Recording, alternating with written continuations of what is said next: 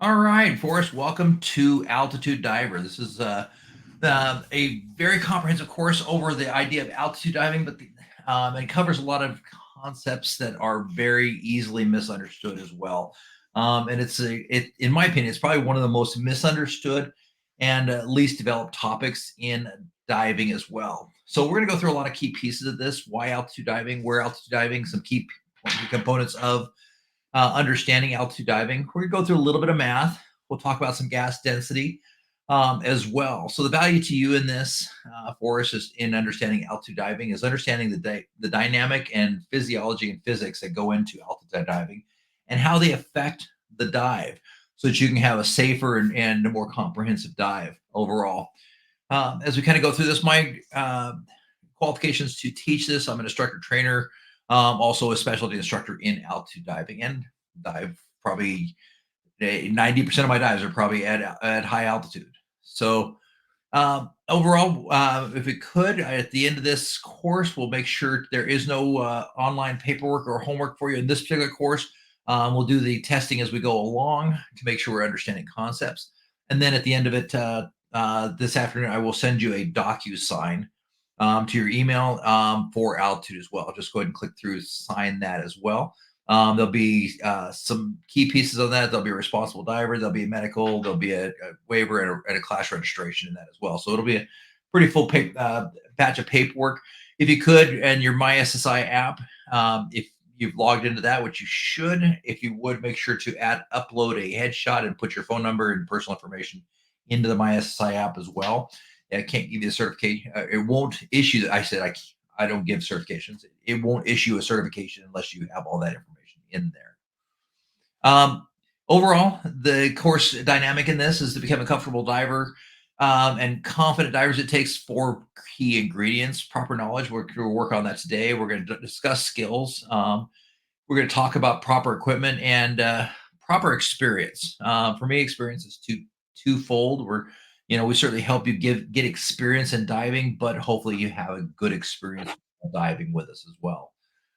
Overall, high altitude diving. I've got a little video of one example. Let's see. We'll just watch it on YouTube, and apparently go to a different share. So give me 1 second here. No problem. Let's see.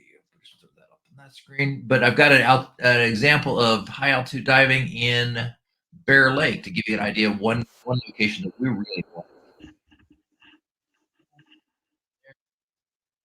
This is one of my favorite places to dive, oddly enough. There's a lot of high altitude dives that are just absolutely amazing.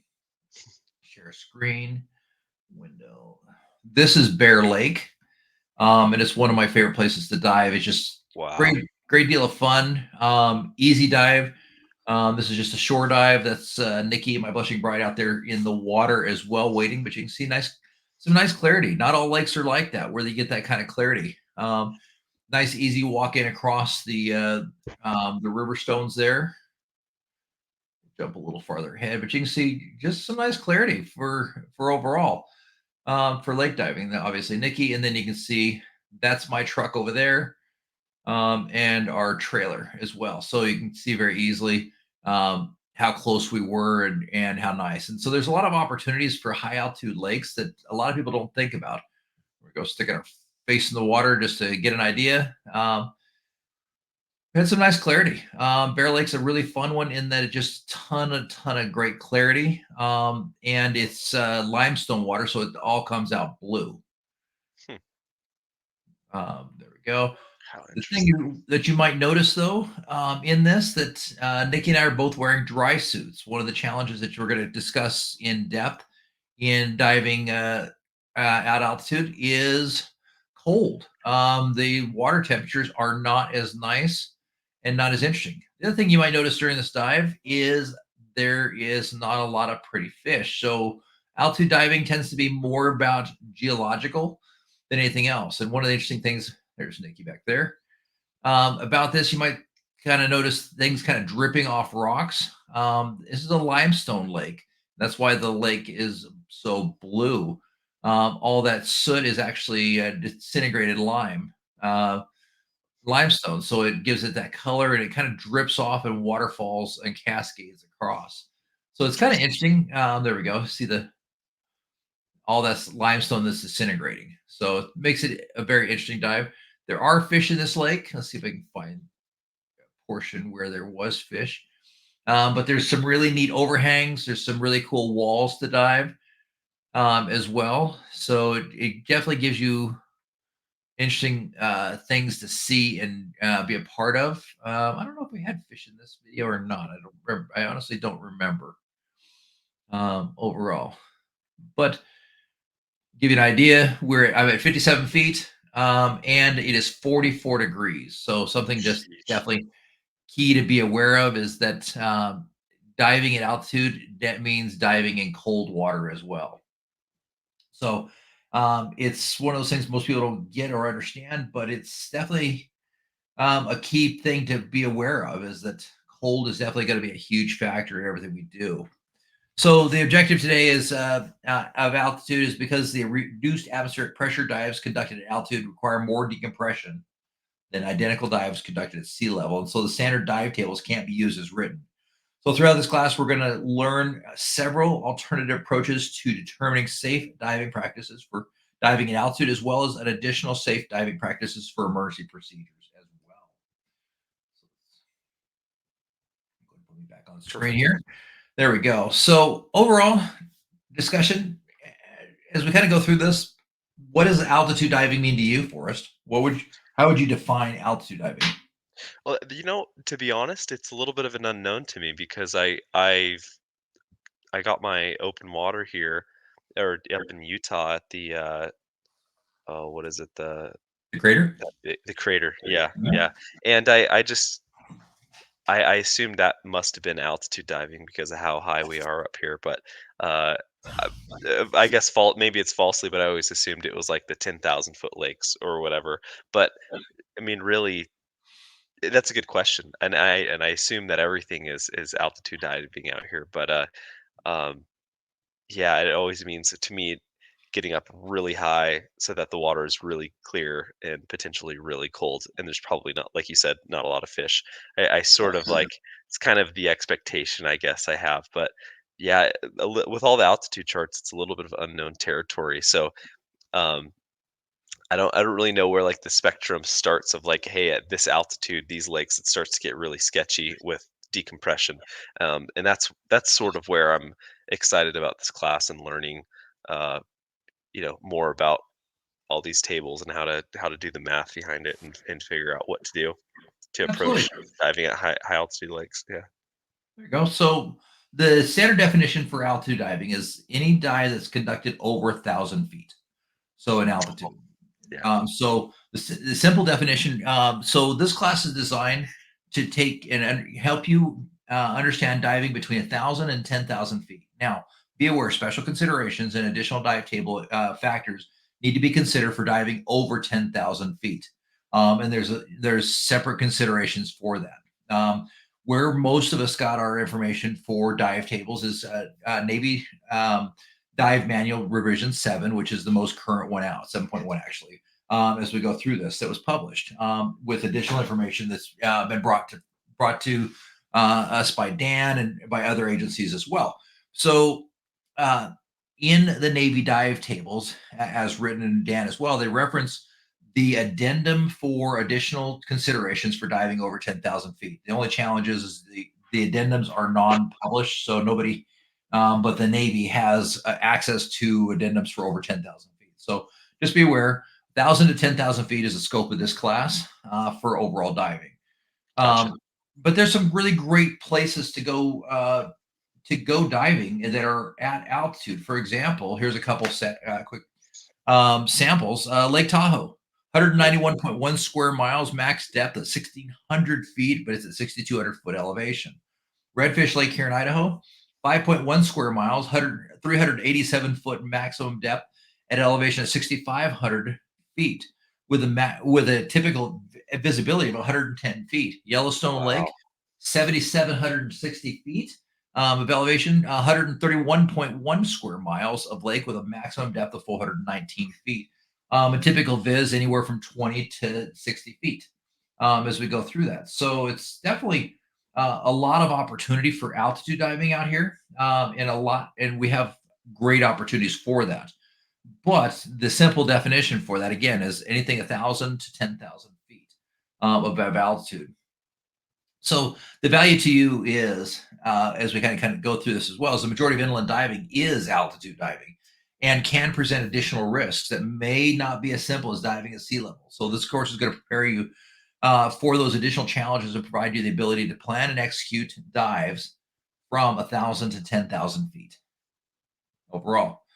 So, magic question for you today is, when is a scuba cylinder considered empty?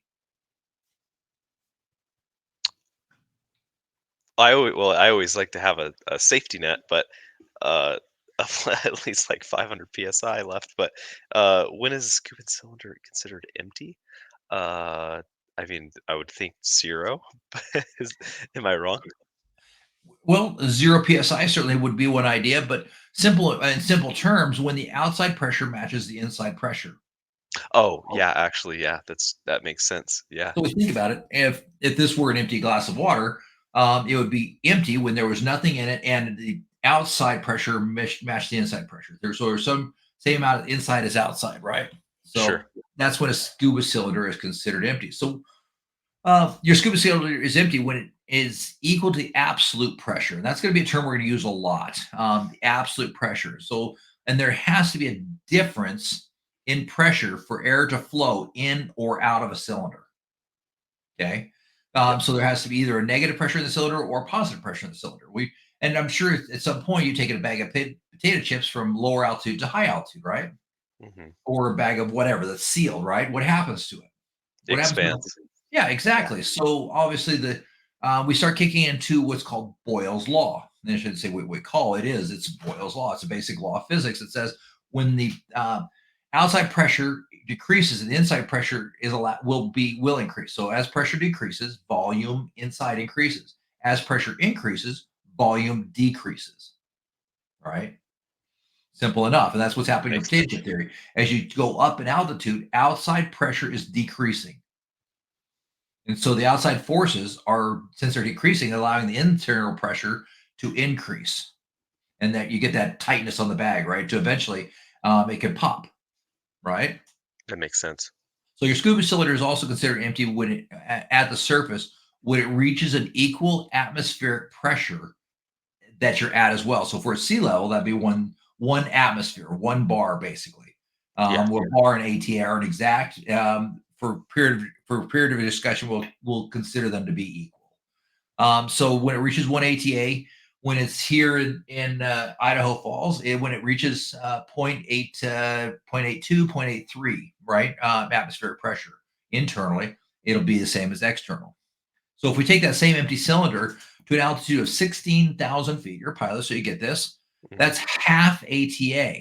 And when the valve is opened, air will flow out because the pressure decreased, the volume increased until the cylinder is now equal. Now let's take Yeah. that example to depth during your dive. Your dive cylinder is empty at 16 feet when the pressure reaches 1.5 ATA, right? Yes. Equaling the absolute pressure. So if we're empty, if we have an empty cylinder at 16 feet, nothing left, right? What happens if we come to the surface with that same Oh, cylinder? we would get a little bit more pressure or air that to come out, Yeah, gas. Yeah, essentially. whatever gas is in the tank, we'll get a little bit more of that. So this Yeah. is a safety point for you. So in the case of an out of air ascent, this is why SSI encourages you to always leave your primary regulator in your mouth. As you ascend, pressure decreases, volume increases, and air should flow through your delivery system, providing you with some air on descent, or I'm sorry, on ascent. So as you go through this. It it's kind of a random thought. I don't want to go too far on a tangent, but you'd think with if with a steel or aluminum cylinder being so strong, it was something thought in my mind is that does it really compress the air inside of like a steel cylinder as you're going in depth? Because I would think that the walls is so strong that it, but It doesn't. it doesn't. It's still Minimal. what happens is once it reaches the delivery system, it comes out, it expands at that point, right? And it goes from that. So Gotcha. it's going to be same, but the exterior pressure on it does have effect. So be aware. Okay. Okay. So remember, If you let's need to take it, no worries. We can pause. decline that. I have no idea who's calling me from Coeur d'Alene. So uh, as we go through that, although somebody did text me twice, I'll just check that real quick. Oh, my daughter sending me Zillow listings for our potential house in Florida. Okay, we're looking for a house in Florida. Oh, But awesome. yeah, yeah, something fun. But so as you go through, you got to remember that there's two parts of this: as the pressure outside and the pressure inside, right? Hmm.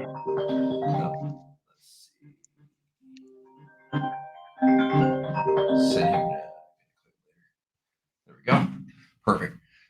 So as we go through this, we got two parts of that, right? The pressure outside, the pressure inside. So that's what's going on. So if we go down and we're at zero psi, we start coming up. Remember, the pressure outside is reduced, so now it'll allow pressure to come out, or gas to come out as well. So a tip thing that happened for me. I was teaching a class, and it was called solo diving, right, or independent diving, more accurately. And in this independent diving course, we run a safety second cylinder, and I was running a 30 cubic foot cylinder, and I had a higher dose of nitrox in it than normal. I was running probably 55 or 60%. And I had it down. I had it at half gas, and I needed to blow the whole gas off because I wanted to refill it. And I wanted to refill it back to 3,000 psi. And the easiest way to do that is to blow it down and to darn near zero and let it, and then refill it from scratch. Right, it just makes it easier. So, and I had a tank on my back. I had another regulator around my neck, and so I decided at 60 feet, as we're going through this process, to take the time and blow this off. And gosh, stop! I'm getting all kinds of texts. Sorry. And let this use this second cylinder. I had another cylinder on my back, right? So I'm using the cylinder. I breathed it down to zero, and I was just curious. I breathed it down perfectly to the point we were ready to do our ascent, and it was nothing left. I was at 60 feet, and I went ahead and did a direct ascent to 15 feet. How many breaths of gas do you think I got out of that? I'm guessing a couple, maybe two, Yeah, three actually. three. Um, Okay. Yeah. 30, like 30-foot cylinder is about this big by about this big Yeah. around. I got three full breaths out of that. And that was an idea of what's going on with atmospheric pressure, right? As we came up in the water column, the pressure around it reduced, allowed pressure inside to increase. So I was able to get three more full breaths out of it. That's So awesome. Yeah. so as we kind of go through this, a few things to kind of understand. There's a couple of pieces that we work with. The first one's atmospheric pressure, and I'm sure you're fairly familiar with this, but air pressure at sea level is known as atmospheric pressure. This is a common unit of atmospheric pressure in imperial measurement system is called ATA. So at sea level, atmospheric pressure is defined as 1 ATA, and we know that truthfully, it's not really true one ATA. It's dependent upon what's going on with the atmosphere. And we're standing on the beach in Florida. It could be 1.001. It could be 0.99. It's going to be in that area, depending upon how much atmosphere is above us and how much is pushing down. But for fear of an argument, we're going to call it 1 ATA. Okay. Hydrostatic pressure is the other thing we need to have a really good understanding of as well. Hydrostatic pressure is the weight the water is exerted by fluid due to the force of gravity. So hydrostatic pressure comes from the weight of the water, excluding the air pressure. Okay, so that's hugely important. I just had a discussion with somebody this morning on that idea. So hydrostatic pressure is what causes partial pressure of oxygen, which is how we measure our maximum operating depth when it comes to the gas we're using as well as gas density. So we deal with hydrostatic pressure, which is the weight of the water excluding air pressure. Hydrostatic pressure is commonly expressed in pressure per unit of depth. Okay. Okay. So 1 ATA in fresh water is 34 feet. 1 ATA in seawater is 33 feet. There's a difference. Okay. Yeah. Any thought on why there is a difference? I'm guessing the salt in the Yeah, I'm guessing it has to do with the salt in the density in the water. absolutely. It is absolutely the Yeah, salt. So you have a yeah. greater density of water because you have more things in the water causing weight, right? We What know was the that salt water again? 33 It feet. Oh, so it was higher. Yeah, the that one is it Mhm. essentially the same thing as saying 1 bar at 32 or About, 33 yeah. feet? Bar is Yeah, slightly different, but for period of okay, argument, we're gonna say bar is 1 ATA. But okay. as we kind of get the idea as we go through this process, everything has weight. I mean, I have my little aluminum whistle here, right? It's small, but it has weight. Enough of these whistles put together in one thing would create enough weight that would cause some. If I put 10,000 of these in a backpack, I probably couldn't pick it up, Yeah, right? So the idea is same is even though we see salt as very minor, it definitely exerts pressure. So there's interesting. a couple Yeah, couple of key pieces of this to understand. Water exerts 14.7 psi. Now, and so as we go through, or the air ATA exerts 14.7 psi. So we know that in fresh water, it ends up being 0.432 per psi per foot in fresh water.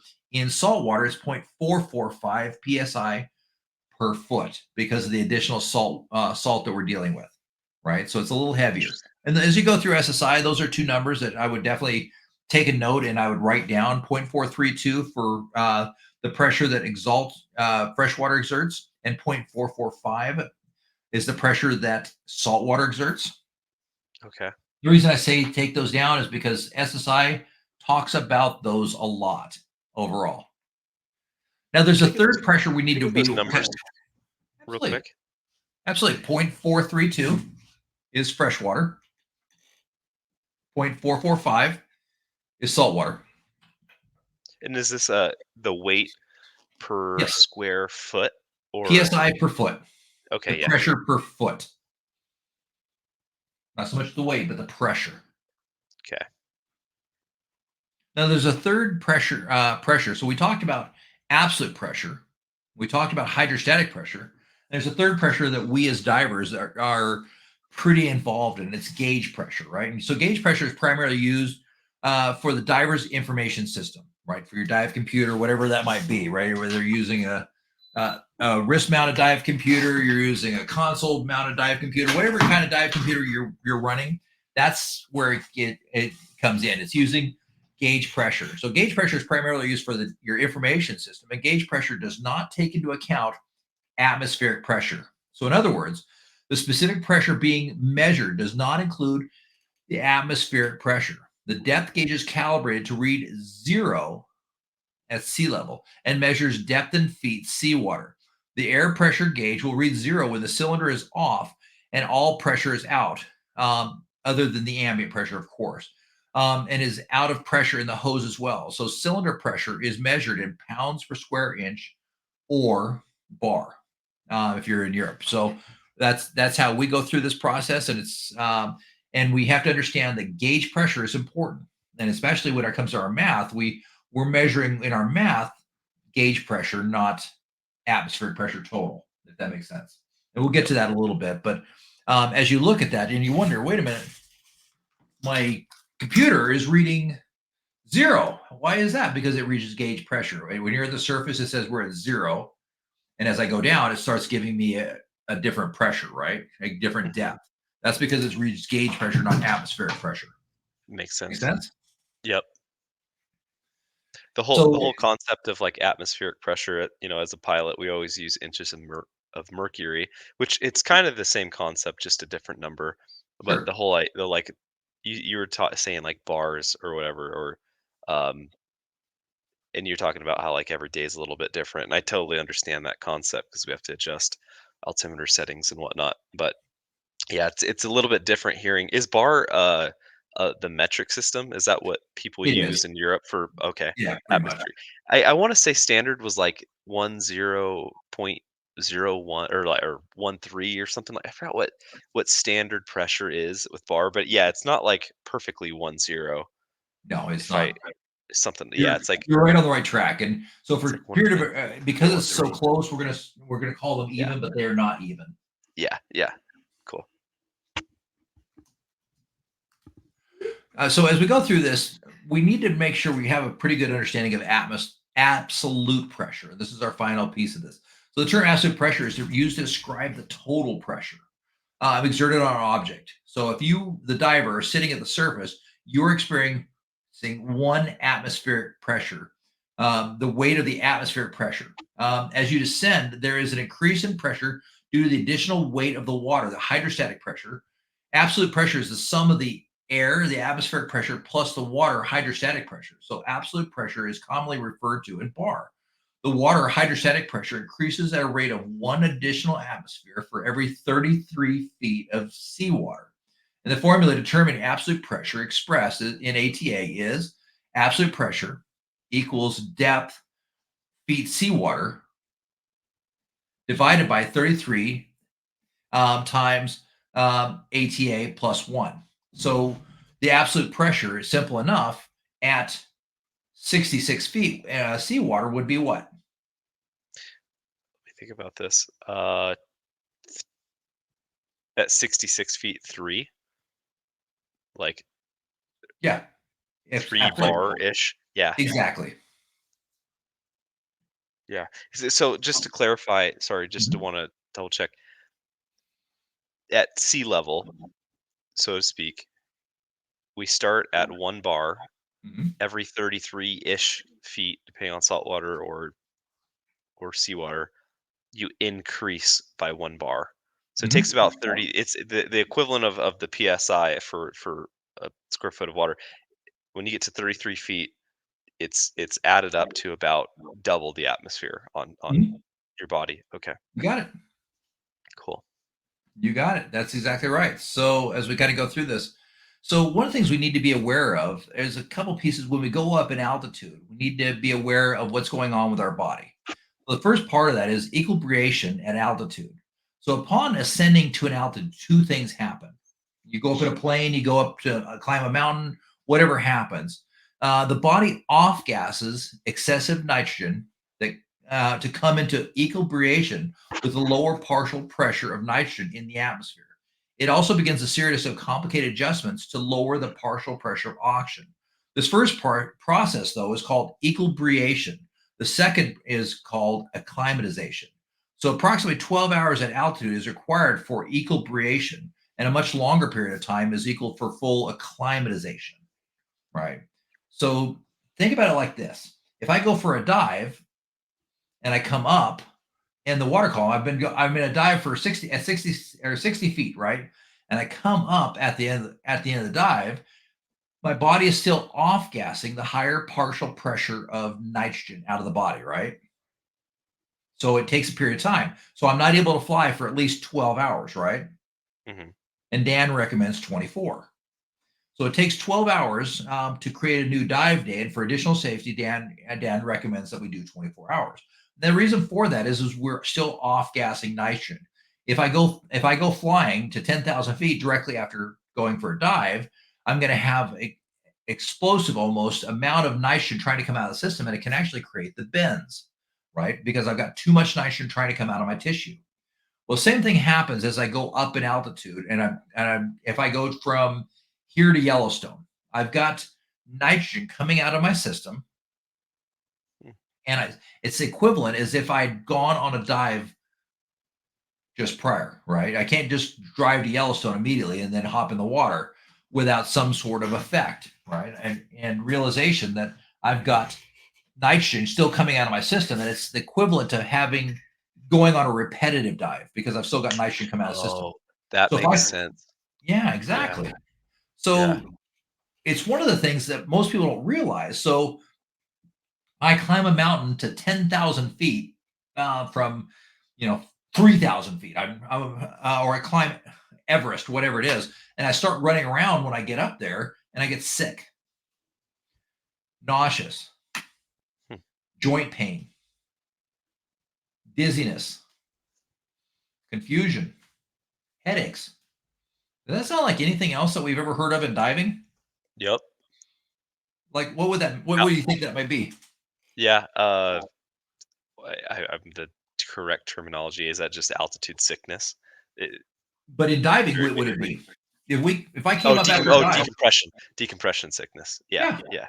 absolutely. Mhm. So altitude sickness and decompression sickness, or the bends, very similar. Yeah. Yeah, absolutely. I so in a way, like, 'cause we were talking about going and diving Lake Tahoe, and we were my friend who's a diver, a very basic diver as well, down in Sacramento, and I was up in Utah, and we're like, "Yeah, how do we do that? Because it's really high elevation, I don't really know." And he's like, "Well, I heard something about, like, driving up there might be an issue or whatnot." And I was like, "Really?" And that makes sense because, yeah, he would be that would be the equivalent of him going on a dive or something and still having to off gas. That makes perfect sense, going from 0 to 6,000 feet, just driving in your car. I never really thought about that you're actually off gassing if you're changing altitudes in, you know, just in the normal atmosphere. It's something that never really occurred to me. Yeah. Absolutely. So just remember, if a diver begins to dive at altitude within 12 hours of arrival, the residual nitrogen left over from sea level must be taken, or the lower altitude must be taken into account. So in effect, initial dive at altitude can be considered a repetitive dive, with the first dive being the ascent from the lower altitude. Yep. Yep. I'm gonna put that in the note too. You should. Now, one of the cool things you can do is if do you have the MySSI app handy? I don't. I need On to. Oh, okay. It should be on your just download it on your phone. And find it on mine. I'll get it. Yeah. It's definitely going to be to your advantage. Let's see. There it is. Took me a second here. So on your MySSI app, once you're there, on the lower corner here, it says more. And once you go to more, you can go to tables. There's a little button for tables there. It's green. It's got a little like Excel look to it. And Okay. from I'm in there, it. once you're in there, you can go to combined air, and I'll open that up in English Imperial. And you'll have this nice table just like this, right? Combined air slash EANX dive tables. Exactly. Okay. In English, metric or imperial? Sorry. I would do in English Imperial. Yeah. Cool. Perfect. I'm glad that you wrote. So a simple way to figure your increase in residual nitrogen group is by one letter group for every 1,000 feet in elevation. Now, the good news is I'm going to give you the hard way to do it, and then I'm going to give you a simple rule of thumb that will make your life easier. But let's go back over sharing my table. So it should look something like this. So, for example, Jim drives from Idaho Falls, which is 4,500 foot elevation, to Yellowstone, which is 7,500 foot elevation. It's actually 7,760, but we're going to use easy round numbers. Jim Okay. gains 3,000 feet in elevation. To compensate for this elevation increase, Jim will need to start his dive as a D group diver or wait 5 hours and 49 minutes to return to being an A group diver. Now, let's take a look. What does that look like? So we've talked about it, a one letter group for every 1,000 feet gained. So if he's a D group diver, we go 1, 2, 3,000 feet. So he needs to wait 5 hours and 49 minutes to become an A group diver if we're using our dive tables. Okay, let me see that. So, because he went up 3,000 feet, he is a D letter diver, Yep. and the goal is to get to become an A, right? Correct. Yep. That is essentially like you haven't had. That's the equivalent of not being a what is it, like a repeated dive, Repetitive essentially. dive. Yep. Repetitive dive. Okay, so then you'd have to go down to D, and then over all the way. Yep. Sorry, did you say it is 5 hours and 49 minutes? Correct. What's the 12 with the asterisk or 12, like 12 o'clock looking number? Do you know what that is? Oh, down the bottom? Yeah, 12 hour, right. 12 hour. Yes. 12 hours is the beginning of a new dive day. That means that you've completely, after 12 hours, you've completely dropped all your nitrogen and you restart as a brand new diver Oh, at that altitude. at any altitude. If you Oh, stay oh, in oh, the okay, okay. ocean for 12 hours or at the end of a dive day, so you're even if you're in Cozumel, you did 3 dives a day. 12 hours from your last dive, you start as an A group diver or a new diver. Okay. Make sense? Okay, yeah, yeah.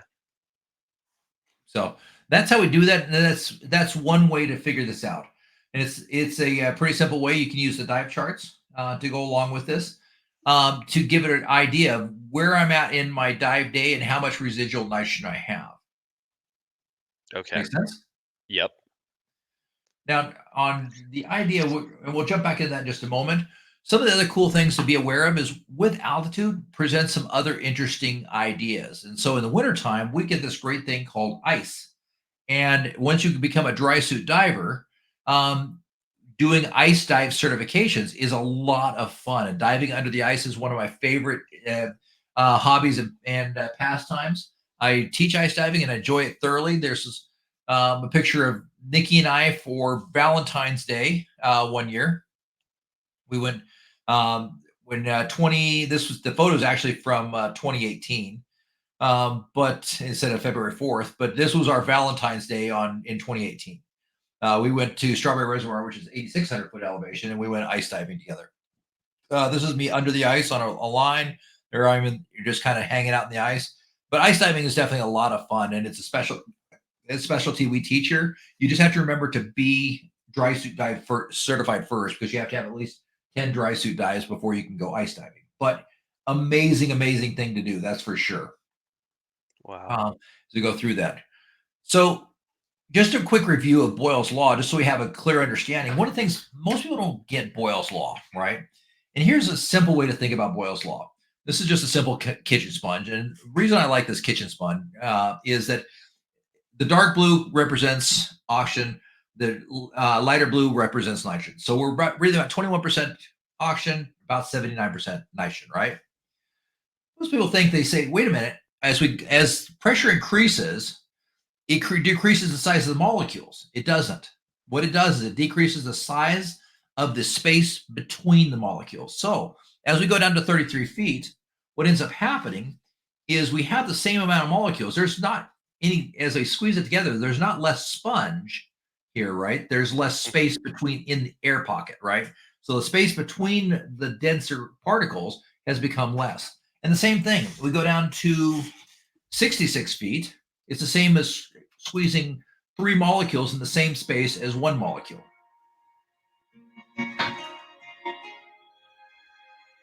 Alexa, stop.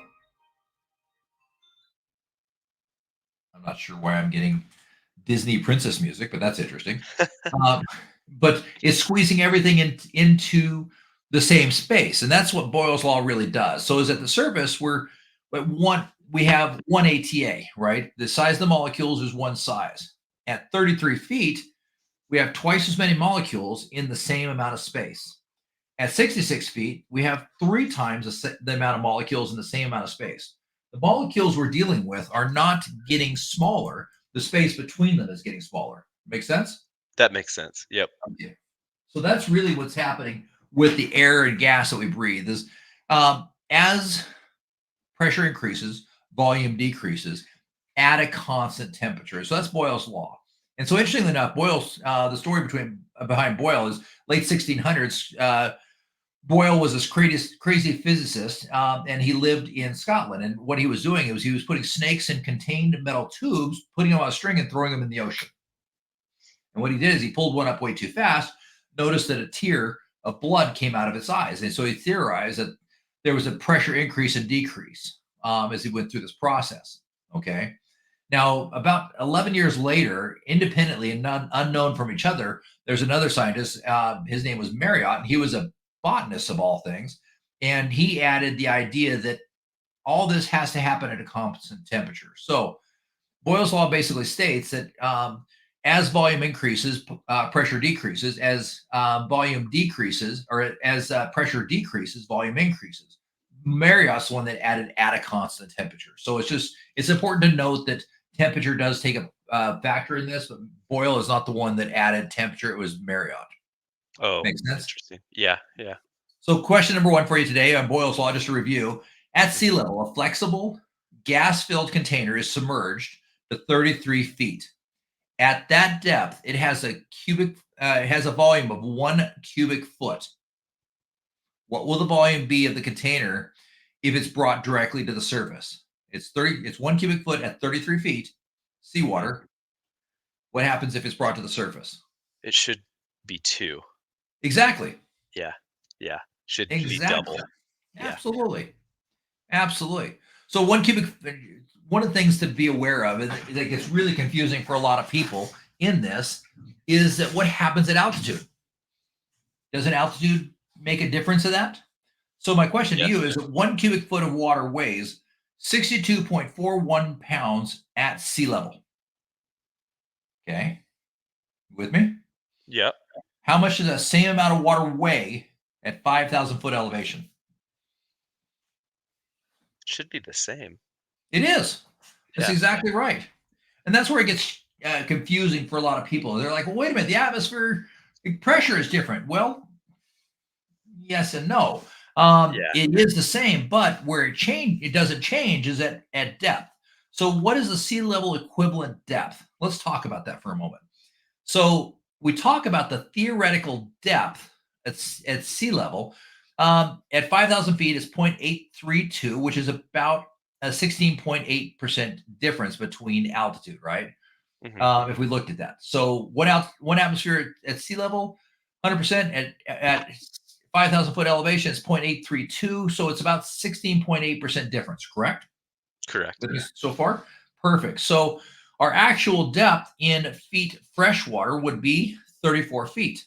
Mhm. But to account for the additional nitrogen that we're going to off gas at the surface, we're going to use a new theoretical depth to counteract that idea. Because when we pop the surface at just below the surface, we may be at 1.01 atmospheres. But when we pop the surface, we break the surface, all of a sudden we're going from 1.01 atmospheres of pressure to 0.832 atmosphere of pressures.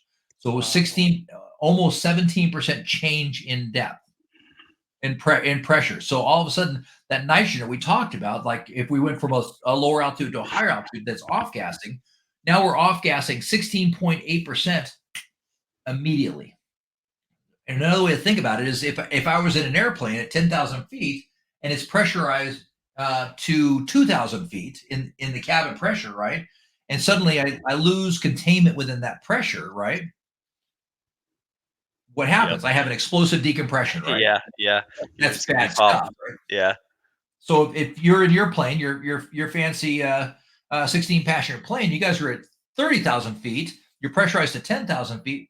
What happens if the window breaks and all of a sudden everything happens? Oh, yeah, yeah. Rapid decompression. Yep. Rapid decompression. Hmm. That's, yeah, oh, especially what will happen a lot with the older version of the plane that I flew, and this would happen actually common, is people would forget or be too late with adjusting the pressurization system, and they'd be flying into Cortez, Colorado, and the cabin altitude is still at like 8,000 feet, and we touch down, and the second that the wheels touch down, there was like a dump switch essentially, and just everyone's ears would pop, and and the captain would look over at the co-pilot and go, "What the heck?" You know, he anyway. So yeah, that's happened a few times. Absolutely. So this is where we get the idea. We call it sea level equivalent depth or SLED.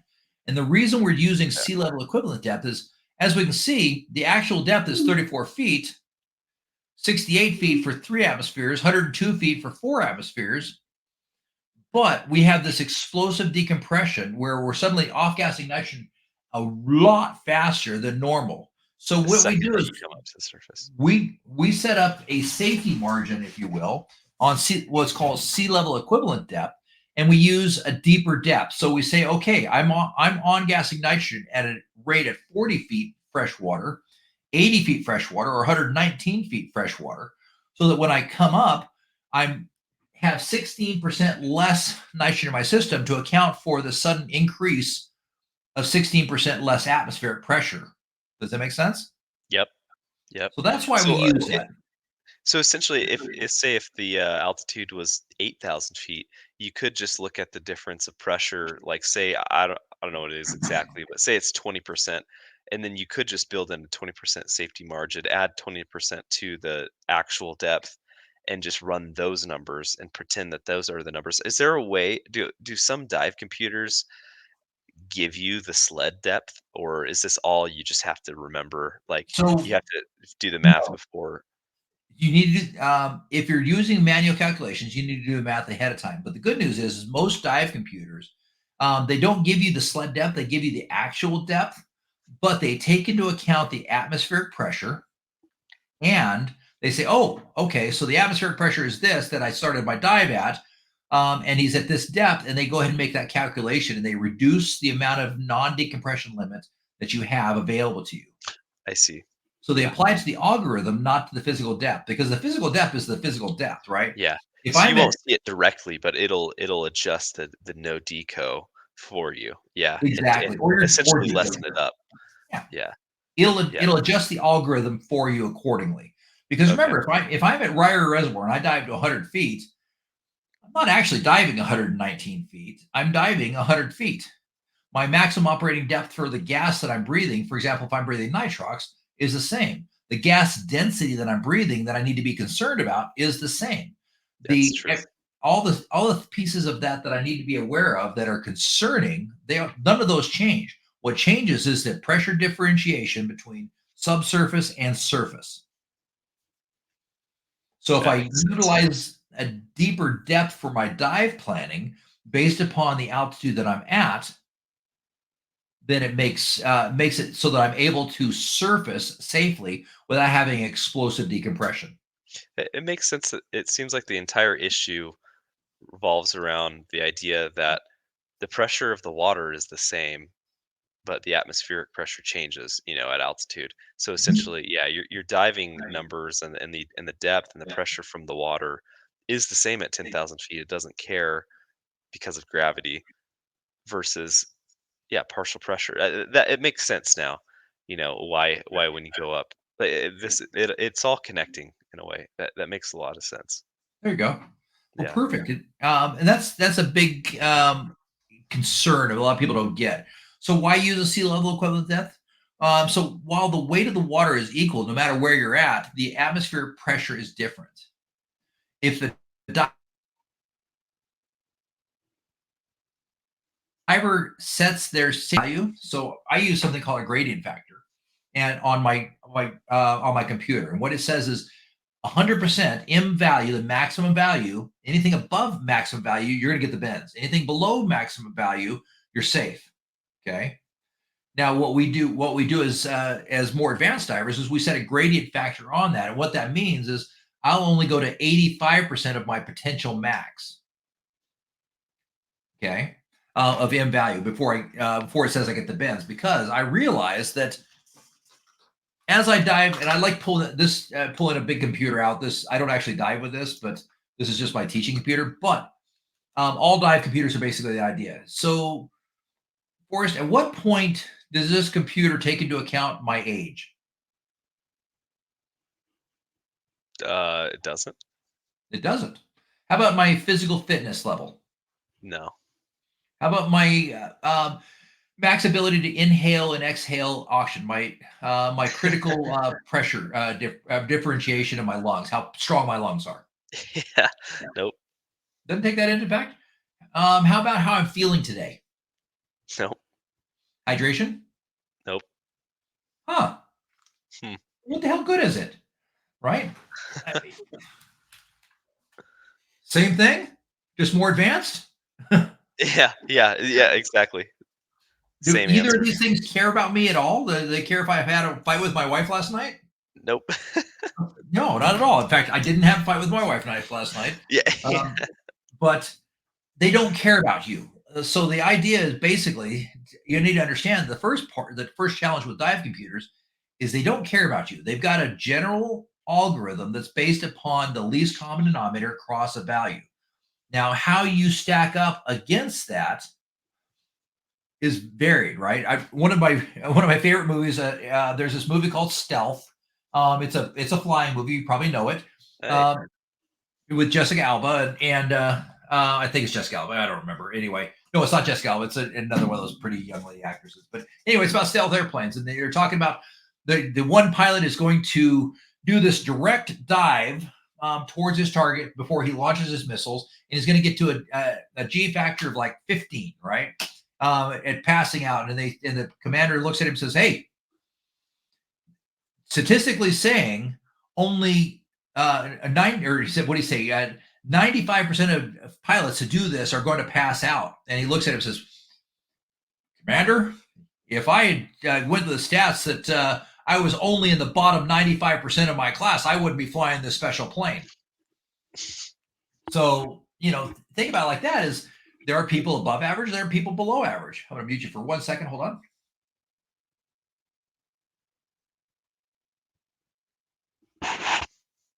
There we go.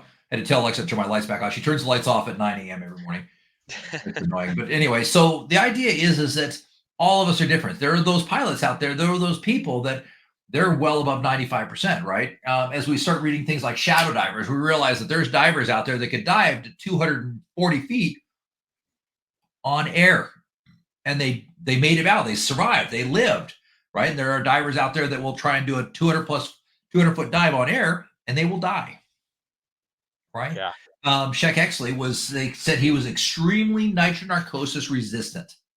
And that was why he was able to do some of these amazing 300-400-foot dives on air, because he was so nitrogen resistant. When you say on air, you're saying just on regular scuba tanks, or are you talking free diving? No, just regular air, scuba tanks. Yeah, 21%, 79%. So, and when we get into nitrox, that'll make a lot more sense. So as we kind of realize that through the process. So if a diver sets their gradient factor with a 15% safety margin from maximum, and they didn't account for the altitude pressure differentiation before they surfaced at 5,000 feet, or ATA 0.832, the diver's new gradient would be 101.8 of the maximum value, or 1.8% over NDL. Dang.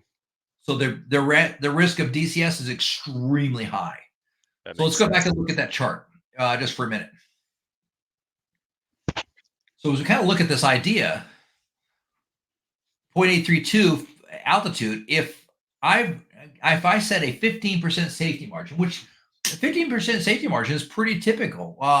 And if you set your dive computer to advanced, to a very low conservative factor, or a very high conservative factor, what might end up happening is your safety margin may be 10% or 5%. So here's your challenge: is if you surface with a 5% safety margin or a 10% safety margin, and you're having a 16.8% immediate pressure differentiation change, that means when you surface, you're going to hit the bends. Yeah. So that's why. So thus, this is why we put this in. We say, okay, instead of you saying that you're diving at 34 feet, we're diving at 40 feet. That gives us a 4.5% additional safety margin built into this over multiplied by time across the dynamic. When I come up, I will be at that safety margin, and I'll be a safer diver. Does that make sense? Yep. Okay. That's why we use SLED, is to help broaden the safety margin for that explosive decompression point that we're getting ready to hit. So there's a lot of different ways to do this, and I'm going to do the most complicated, hardest way first, and then I'll give you, then at the end of this, I've got a cheat sheet as we go through this process. So, but I want to give you just a little bit more example of this. This is dive planning examples. So if I'm doing a dive plan, and I use subsurface deco planner to plan these out. If I did a dive of 100 feet of maximum depth for 24 minutes, including 4 minutes of descent, and I was using 32% nitrox with a 15% safety factor, or 85 gradient factor 85, which means 15% safety factor. That's what that 85 means. Oh, okay. My gas density, which we'll talk about in a little bit, is 5.15 grams per liter. So we're safe. 5.2 grams per liter is kind of a max point. So here's where it gets interesting. If I do this at sea level, figure one is no decompression obligation. This is straight up, straight back, right? There's no decompression obligation at all. If I did the same dive at 7,000 foot elevation, it's going to give me 3 minutes of decompression. So very different dive. So if I do this at sea level, I have I'm well within the no decompression limits.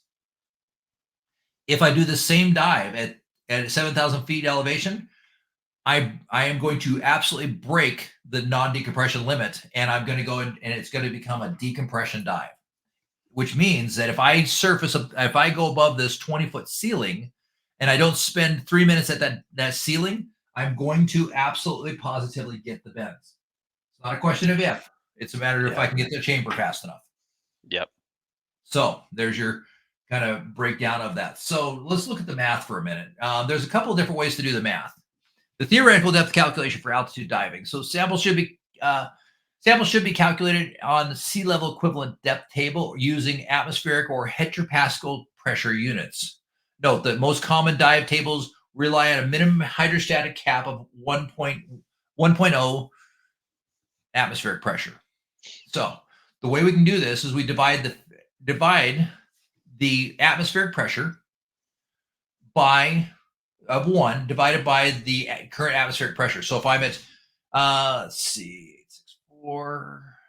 If I'm at 4,000 foot elevation, that's 0.864. Here's my atmospheric pressure variation. So all I need to do is, if I'm diving at 49 feet seawater, I need to first off figure out the math of 1 divided by 0.0864. Gives me 1.157.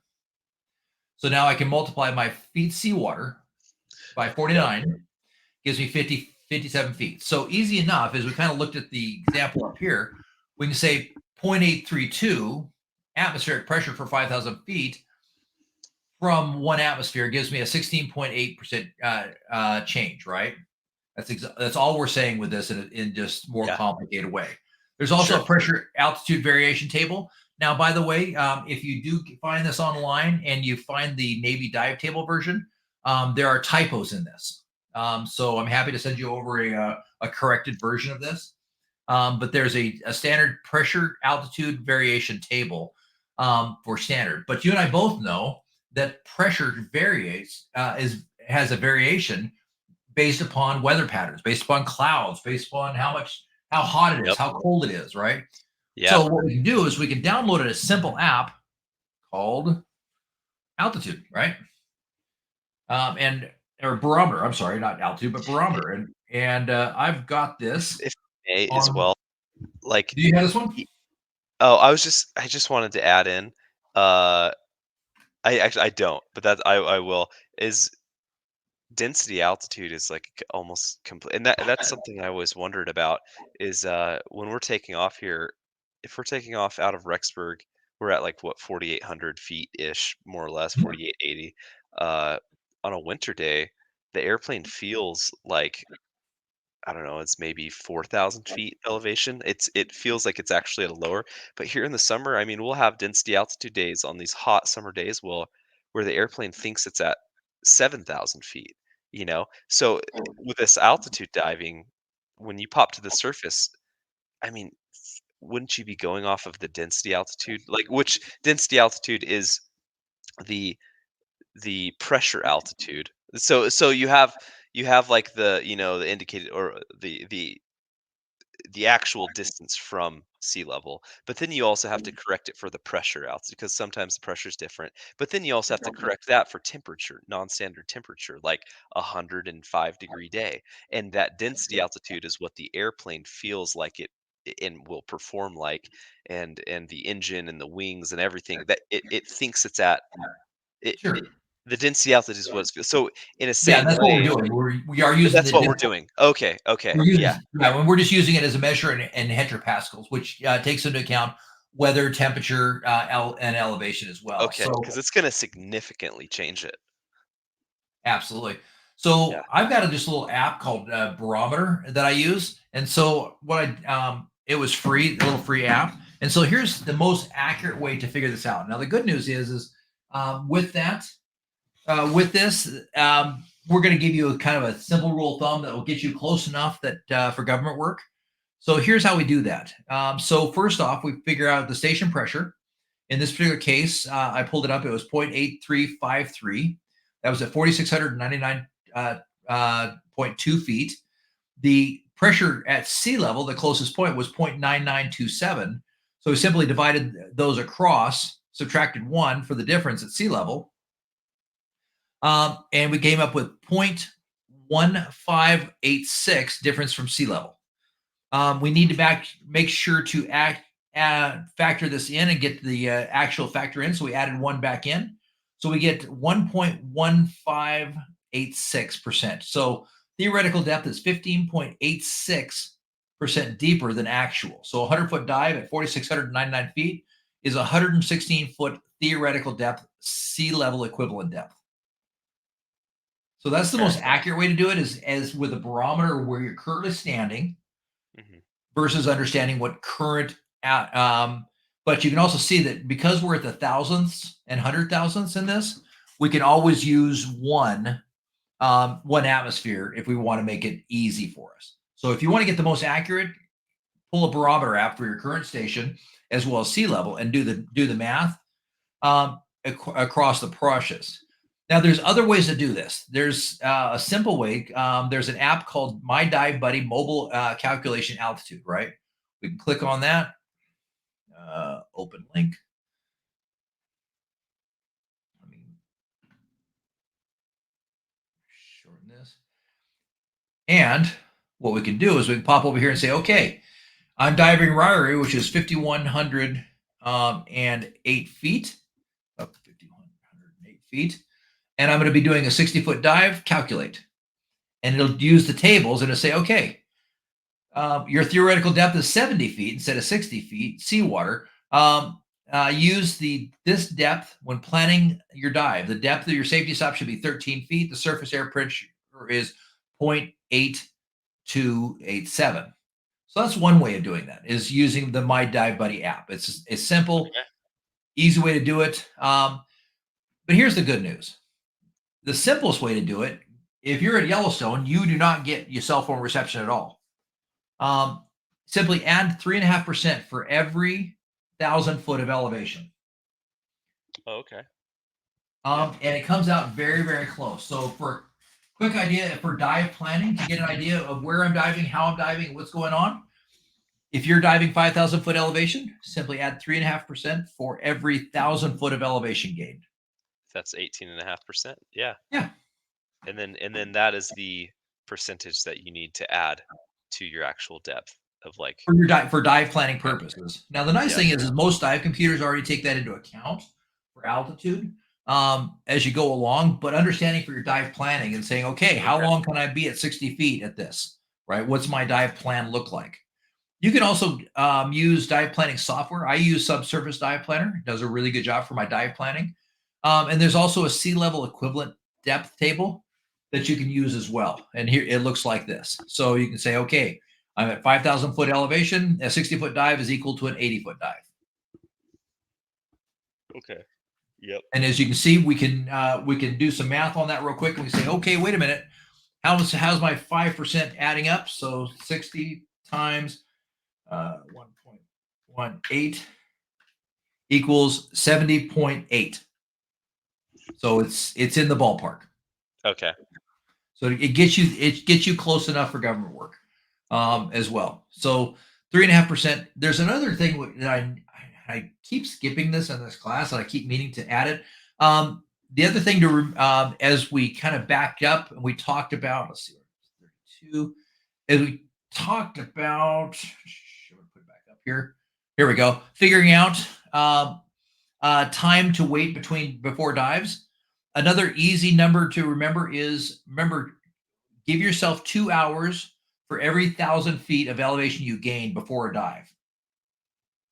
So if you wait 2 hours, if you ascend 3,000 feet and you wait 2 hours for every 1,000 feet, so that's 6 hours. the chart will tell you 5 hours and 49 minutes. Your rule of thumb of 2 hours for every 1,000 foot gained will give you the same. Does that make sense? Okay. So wait Yep. 2 hours 2 for every. hours for every 1,000 feet gained. Uh-huh. And to figure out your elevation, figure 3.5% for every 1,000 foot gained. Sounds good. Yep. Make sense? Yep. Easy enough. That's a very easy rule to live by. 2 hours and 3.5%. So you're gonna be camping a lot prior to going diving at these 10,000-foot lakes. Yeah, yeah. Yeah. Not so much because I mean you're most likely rising from 6,000 foot elevation anyway, so you're probably only rising 4,000 foot elevation. It's going to be Yeah. pretty rare that you're going to go from sea level to 10,000 feet unless Yeah. you're flying there. Makes sense. So it's a pretty rare thing. So one of the things we talk about is mod, maximum operating depth for a gas. Okay, how does mod the maximum operating work for a gas? So the weight of the atmosphere, the absolute pressure does not change at altitude. Okay. Only the sudden exposure to the reduced pressure upon surfacing. With the body's equilibration at altitude, this can create a hypoxic equilibrium. So divers have reported additional sensitivity to gas density, hypoxia, and narcosis at altitudes. But remember that the gas densities are going to be the same. It's just the problem is as you create equilibration and acclimatization at a higher altitude, you're going to tend to be more sensitive because you're already living a slightly hypoxic state, right? Our bodies are designed to be at one atmosphere. As we become equalized, we learn to live, and our brain gets into the idea of how do I work with the continued state that I'm in. I need to process X amount of gas into my system. So as what ends up happening is your brain's kicking along, right? And it says, okay, I've got 21% oxygen. I need to produce 12% oxygen from my alveolar through the hemoglobin barrier into my bloodstream. Okay, so the formula for that, if I'm breathing 21% oxygen and I need to produce 12% into the body, that's easy math, right? 9% of the oxygen that hits the hemoglobin barrier is going to be turned away. Say, nope, we don't need you. You're good to go. The problem is as our body goes through equilibration and equalization, our body changes and understands a new formula. It's just like making a recipe, right? If I'm making cookies I need to make a dozen cookies, I use 1 cup of milk and 2 cups of flour. But what happens if I need to make 18 cookies, right? Now I need a cup and a half of milk and I need, X amount more flour, right? Same thing with the body, but it takes a minute or two for the body to figure out and the brain to say, okay, wait a minute. I'm not dealing with 21% oxygen in the same ideal. I'm dealing with a 10% less of this because now I'm at 3,000 foot elevation. So I'm not getting 21% oxygen. I'm getting 10% less of that. So now I'm only getting 18.1%, right? Mhm. Makes sense. So my formula of taking 9% out of the mix that allows from the alveolar into the hemoglobin barrier, if I take 9% out, things aren't working correctly. The formulas are off. And so what the body will do is as it equalizes an equilibration, it'll change that formula and say, okay, wait a minute. Let's try 8%. Not quite there. Let's try 7%. Almost there. Let's try 6.5%. Perfect. There we go. Now we're getting back to 12% of oxygen that's making through the hemoglobin barrier into our bloodstream, right? So it takes time for that to happen. But the problem is as our brain gets used to this new formula, we start diving in. While the pressures don't change, we're starting from a slightly hypoxic environment, moving into something new, and now we're throwing a new mix, new recipe at the brain, saying, "Okay, you need to work with this."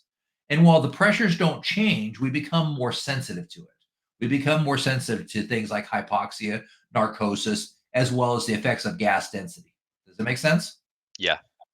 So it's reasonable to consider that the brain reacts to higher partial pressures that um, could be affected, as well as the imbalance of the oxygen as well. So adding additional safety margins at altitude for maximum operating depth, gas density considerations, as well as nitrogen narcosis, is just smart diving.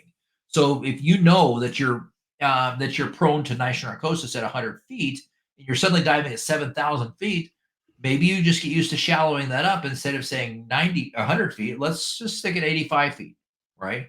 Let's add additional safety to what we're doing because we realize that we're more sensitive to that. If we've never dove to 150 feet, maybe the first place to try that is not at 5,000, 7,000 foot elevation, right?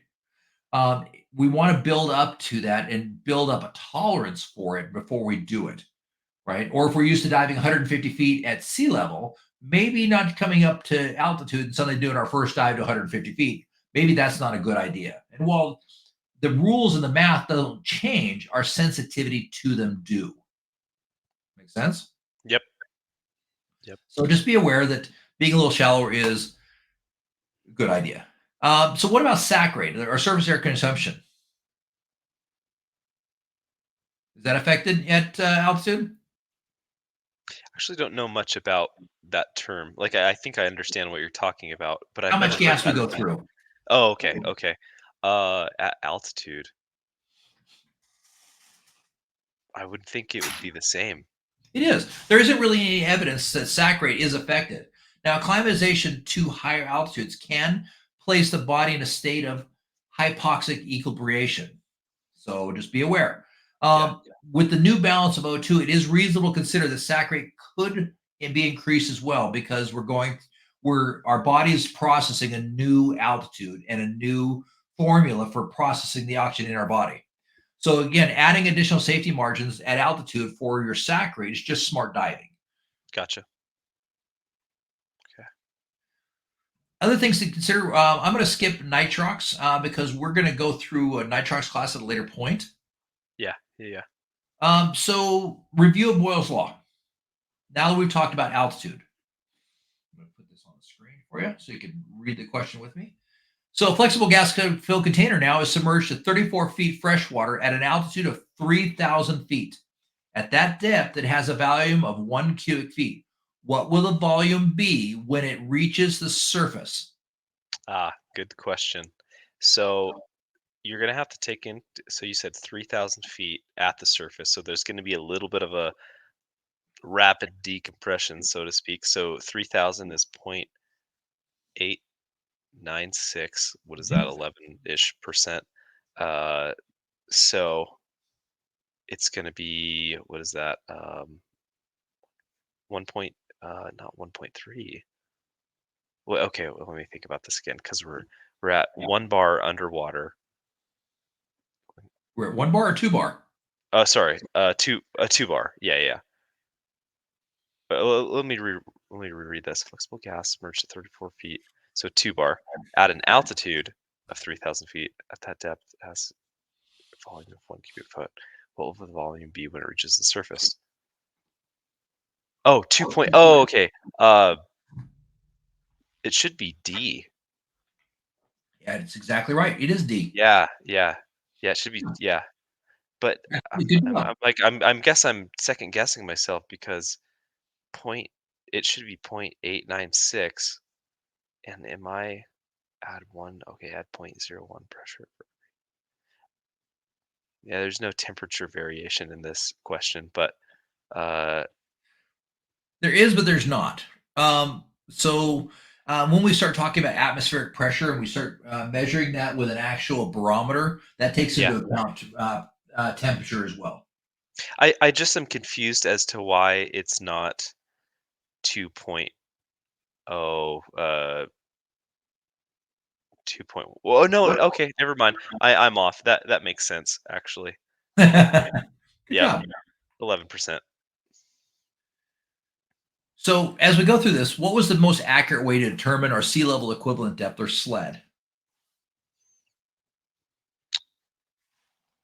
What is the most accurate way to determine the sled? Oh, I guess if this is the correct answer, is to figure out the actual. Like, are you talking about the actual atmospheric conditions rather than just like a generic table? Like Exactly. actually Yeah, doing the getting the math. real. So, Yeah, having a yeah, barometer for sea level as well as, how yeah. do you think this would have, now understanding this, how do you think this would affect your ascent rate on an altitude dive?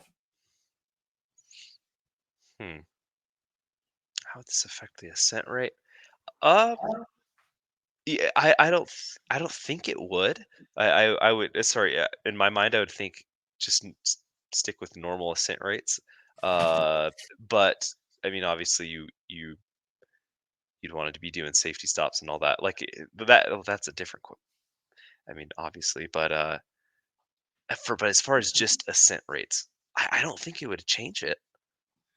Not really, but safe diving with altitude because we're getting ready to do such a aggressive, rapid decompression of the surface. Mhm. Wouldn't it be a smart idea to slow your ascent rates down, Yeah, allow your yeah, body to off gas a little bit more effectively? yep, yep, yeah, Absolutely. So just makes smart sense. diving, slow your ascent rates down. How about your Okay. safety stop? How does this affect? If we're used to doing a safety stop at 20 feet, how would this affect our safety stop? Well, it could be a little bit longer or even a little bit deeper, per Deeper se. Uh, or shallower?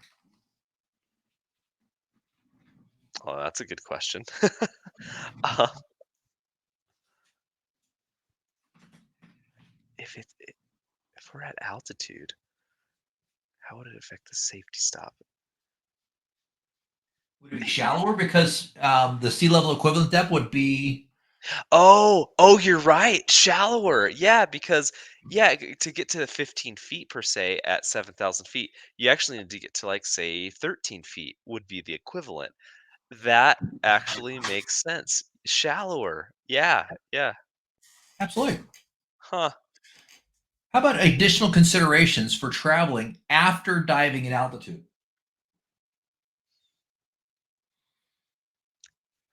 Well, it's the equivalent of going on a deeper dive and and whatnot. So, well, actually, here, let me think about this. So, say you're at Lake Tahoe and you're driving back to Sacramento, California, immediately after the dive. Could you do that? And my answer would be yes, absolutely, because you're going into a lower pressure, altitude at Sacramento being 50 feet.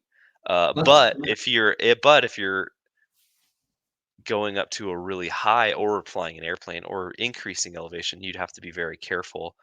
Uh, yeah, yeah, it'd be like going on another dive in a sense. So absolutely. So as you yeah. think about this, think about mountains and where lakes are in mountains. Have you ever been to a lake that is on the pinnacle of a mountain and everything around it is straight back down? No, no, yeah, yeah, Is there generally an ascent yeah, to get out of that valley? So absolutely. So you need to be aware of yeah. um, Like crossing, I don't know, the path. I don't know if it does that to Jackson Hole. Like I think, yeah, it does. You have a pretty good ascent getting into Jackson Hole. Say you go over there and then you're trying to drive through the pass, and you're not even thinking about it. You could be gaining a couple thousand feet driving around there. Yeah. Yep. So this is where that 2 hours for every 1,000 feet comes in. So after diving, an easy way to remember is that for every 1,000 feet you're going to gain after a dive, you need to wait 2 hours. So before a dive, we wait 2 hours, but after dive, we wait 2 hours as well. Okay.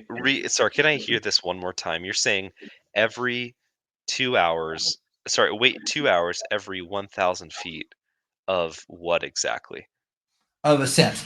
So if I Of if ascent. I'm coming out of Yellowstone and I know that I'm going to have to go through Hayden Valley to get out of the lake area, and I know that Hayden Valley is 1,000 feet above the lake, that I'm going to have to send from 7,600 feet elevation to 8,600 foot elevation.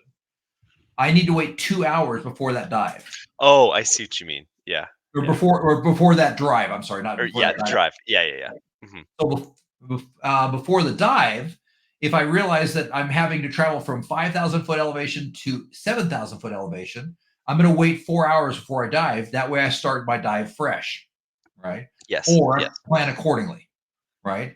Or after I finish a dive at Yellowstone Lake and I know that I'm going to ascend 1,000 feet, I wait 2 hours before I ascend that 1,000 feet to make sure remove all the residual nitrogen in my body prior to the drive away. Question for you. Is there anything to help offset? nitrogen gas in your body? Like, I always wondered, does Yeah, going for a walk and getting your heart rate going faster, will that help you breathe it out faster it through does, it? but that's a bad way to do it, right? We want to Oh, do really? Yeah. we don't want to do exercise after a dive because we don't want to rapidly night off gas. What we can do is you could breathe pure oxygen. And Oh, you can instead of letting more nitrogen into your system, your body's still going to be off gas nitrogen, but it's akin to putting something more pure in your body and allowing everything to come out. Think of it like the freeway into LA, right? If there was yeah, one freeway, if I-10 was the only freeway in and out of LA, right, as we would go into it, and we have 10 lanes on either side, 10 lanes going in, 10 lanes going out, right? yeah, If we have 100 people on each side going in and out, in and out, in and out, right? It's equal, right? But if we're off gassing, all of a sudden now we have 80 people coming out and 100 people going in. yeah, Well, yeah. what pure oxygen will do is it says, okay, wait a minute, we're not going to let anybody new in, and we're going to let everybody out. That makes sense. So after a period of time, it'll let people out. It'll off gas us faster. We're diluting it with pure more quickly. Is there a way to measure, uh, like, you know how you have these devices you put on your fingertip to measure your oxygen, blood, etc. They're yes and no. Yeah, yeah, There are things out there that are interesting and you can use. They're coming along and they're getting better. And Nikki and I have one. I'm trying to think if I have it up here or not. yeah. Um, I don't have it up here, unfortunately. Oh, no problem. But we Yeah, have a thing. I have a thing called an O dive, and with the O dive, it plugs into my phone, and it's actually a Doppler. And you clip it on your collarbone, and it reads the amount of nitrogen in your body on both sides. You just do it on both sides, and it uses sound waves to Doppler and find out how many bubbles are in your system. And that's so it's okay. wild. It's coming Yeah, along. yeah. Uh, Definitely interesting to check out and play with. So just be aware, 2 hours. There's two numbers that if you walk away from anything in this class and remember two numbers for altitude diving, you're going to be pretty much okay. Adjust your depth by 3.5% for every 1,000 foot gained.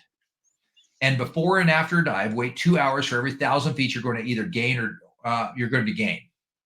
Okay. So if I'm gaining altitude for and wherever I'm at, then I need to be aware that 2 hours for every 1,000 foot I gained, and after a dive, wait 2 hours for every hour for every 1,000 feet I'm going to gain. So Yep. easy math, right? So Yep. let's go back to our test questions here for a little bit. From the SSI altitude pressure variation table, what is the atmospheric pressure for 4,000 feet?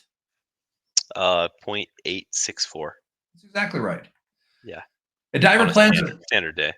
Yeah, absolutely. So a diver plans a dive at 4,000 feet elevation at 70 feet fresh water. What is his sea level equivalent depth or sled?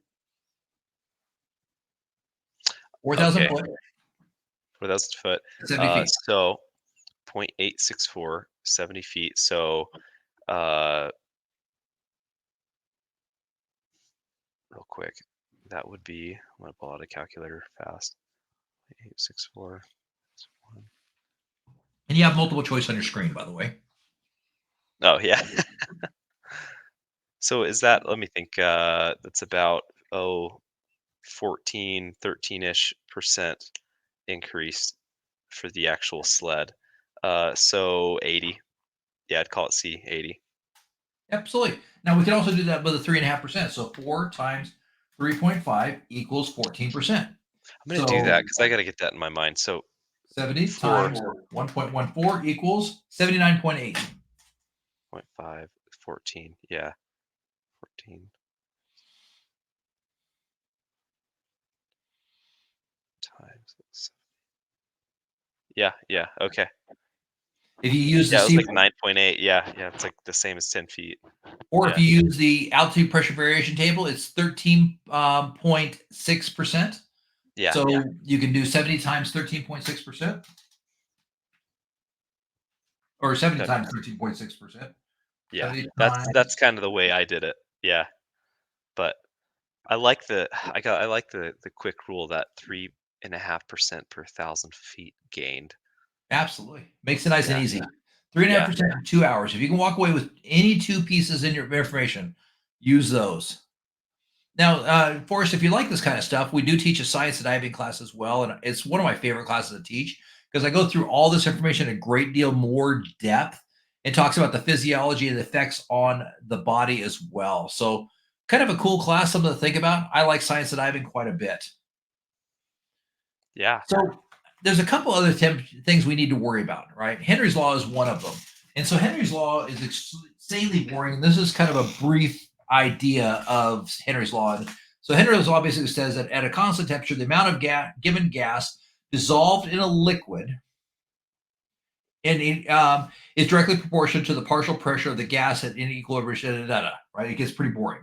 So basically, it's telling you a couple things with Henry's law. It's reading the law is insanely boring. But what it is basically it's telling you that the partial pressure of gas um, is directly proportionate to the atmospheric pressure that dissolves in the liquid, being the blood, right? So the partial pressure of the air we're breathing right now is 21% oxygen. It's going to dissolve equally at 21% into the bloodstream Yep. based on a couple of factors. Okay. The first one being agitation.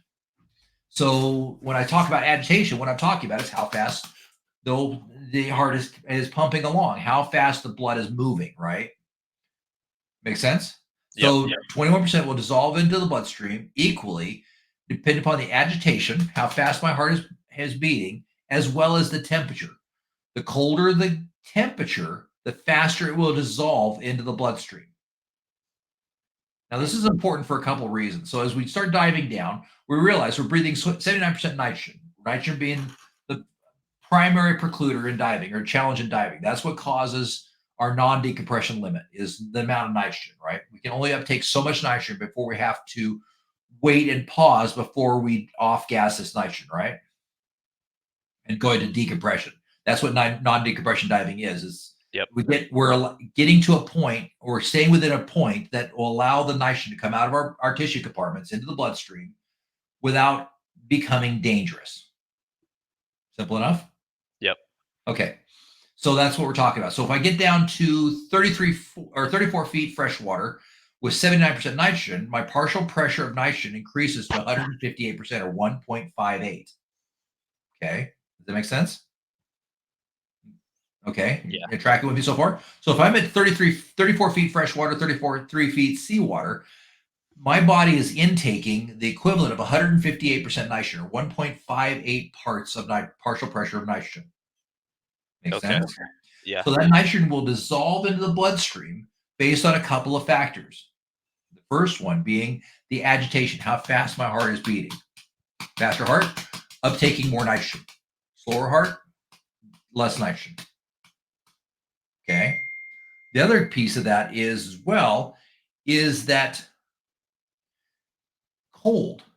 Cold takes into account and causes that nitrogen to dissolve more quickly into the bloodstream. Hmm.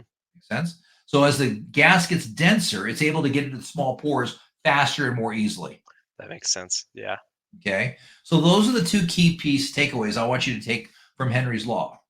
So the obvious one is why would it be important to understand the agitation, the heart rate? That's pretty easy, right? If I'm breathing really, I'm uptaking nitrogen really quickly. If at the end of a dive I go for a run, I'm going to off gas nitrogen very quickly, which could cause the bends. So that's pretty easy. But how about the cold? We're talking about diving at altitude. Why would I worry about cold and Henry's law? Why would that be important to me at all? Because you could be diving in 38-degree water, and that air that you breathe is extremely cold, or yeah, yeah. You could be Absolutely. doing you could be ice diving. Yeah. Absolutely. So as I'm doing this and realizing that in colder water, I need to be aware of that there's a few things happening, right? I'm going to go through an explosive decompression. That's a big deal. I need to do my safety stop shallower to take into account that nitrogen. But I also need to take into account that nitrogen is absorbing into my tissue compartments much more quickly than it would be if I was diving the Caribbean at 82 degrees. That makes sense. Makes Yep. sense? Absolutely. So cold water, more concerning, right? Interesting. Yeah. Do you know, is it a big significant if you're diving 80-degree water or 40-degree water, do you know what like the percentage difference I would don't. That's a be good question. for? Yeah, that'd be It's interesting to learn. it's significant, and it's the It is. problem is it's gonna be different on everybody. So, I'm a little thicker around the midsection, so I probably, take nitrogen a little differently than my wife, right? Sure. So, overall, we just need to be aware of that as but the nice thing is in colder water, I don't get cold as easily as my wife. So my Mhm. body tends to stay warmer. So bigger frame, I have more blood, I have more energy moving that blood means I'm going to stay warmer than my wife, who's half my size. Makes Makes sense. sense. Yep. So overall, we need to be concerned and take that into account. So other things, how do you think this is going to affect your safety stop?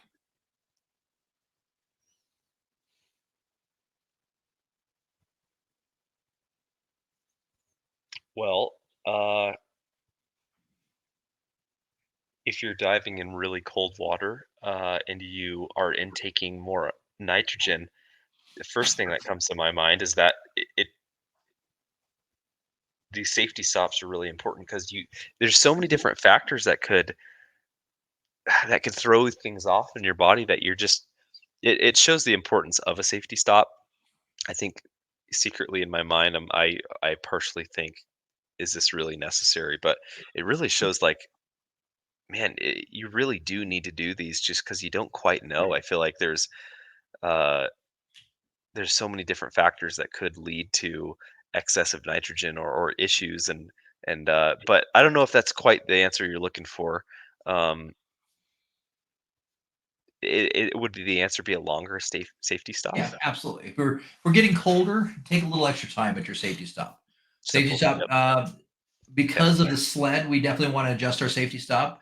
But also because of cold. If it's colder, definitely take a little bit more time on your safety stop.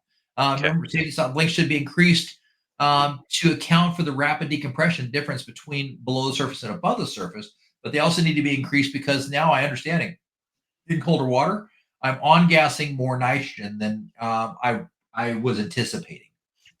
Now the challenge is, let's go back to our handy dandy computer. This is an Oceanic Pro Plus 3. But we could certainly pick on Sunto. We could pick on Garmin. We could pick on Shearwater. We could pick on any one of them, right? I've got a whole bag of somewhere around here, bag of computers. I think Nikki and I have like 18 different computers, right? Maybe not different computers, but we have 18 computers. So does this take into account how cold I am or how warm I am? Nope. No, it's got no way to. And in the algorithm, there's no compensation for Hmm. temperature. It didn't say, oh, wait a minute, the water temperature is 40 degrees versus 80 degrees. I should adjust the algorithm. It doesn't do that, unfortunately. So just be aware. Good to know. Some of the stuff you have to do yourself. Honestly, these aren't much different than a scientific calculator. You buy one of those Texas Instrument scientific calculators, right? Yeah. Yeah. It's not much different. It doesn't care about you; it just cares about the basic numbers, and Yep. it can only calculate what data it's given, right? So if it has no way to plug into your, it's not like you can take this thing and plug it into your neck and it's much better now, right? Yep. It doesn't do that as well. So just be aware as you got to go through this. So pro tip, typically more cold water dives in due to exposure and cold and discomfort than they do because of dive length. But it is recommended that divers keep a continual mental and physical assessment of their comfort level and ensure they're in the dive with enough time to allow for a slow ascent, sufficient safety stop, and sufficient thermal comfort. As guys, and I've been very guilty of this, right? I'm first to tell you that I've been out on a dive and I let myself get really cold to the point my fingers just hurt, right? That is not good. You should, diving is about being comfortable and warm. So, and you're safer being comfortable and warm. So, make sure to end your dive with enough time to allow yourself to be thermally comfortable. You're starting to feel cold is the time to end the dive, not where I'm really hurting cold, right? Yep. Because if you're at 100 feet and you're getting to the point where I can't stand this anymore, well, you still have a 5-minute safety stop left plus the ascent time. So you're going to be in the water for another 8 to 10 minutes after the point you're like, I can't take this anymore. Right. Yeah. So, Yeah. so be aware. And the challenge is if you're winter diving as well, here's where it really is challenging is you start in winter diving in high altitude, you start dealing with a reverse thermocline. So as you get deep, it warms up. And so I've been diving in December and January around here, and I got down Oh, to 120, 130 feet doing those dives, 140, 150 feet even. And it gets to 42, 43 degrees. And I can deal with that all day long, right? That's not too bad. But the problem is you start to ascend, you come to the reverse thermocline, and you get to that last 33 feet, and that's where it'll be the coldest. The ooh, last 15 feet are the most miserable because I've seen the last 15 feet be 32, 31. I've dove at 29 degrees at the last yeah. 15 feet because the water was moving, right? And that is absolutely 29 degrees is a miserable dive. And if you're cold at 42 degrees, you're going to be really cold at 29 degrees. That's insane. That's crazy. Yeah. So as you kind of go through that, just be aware. So I like to show the slide as well.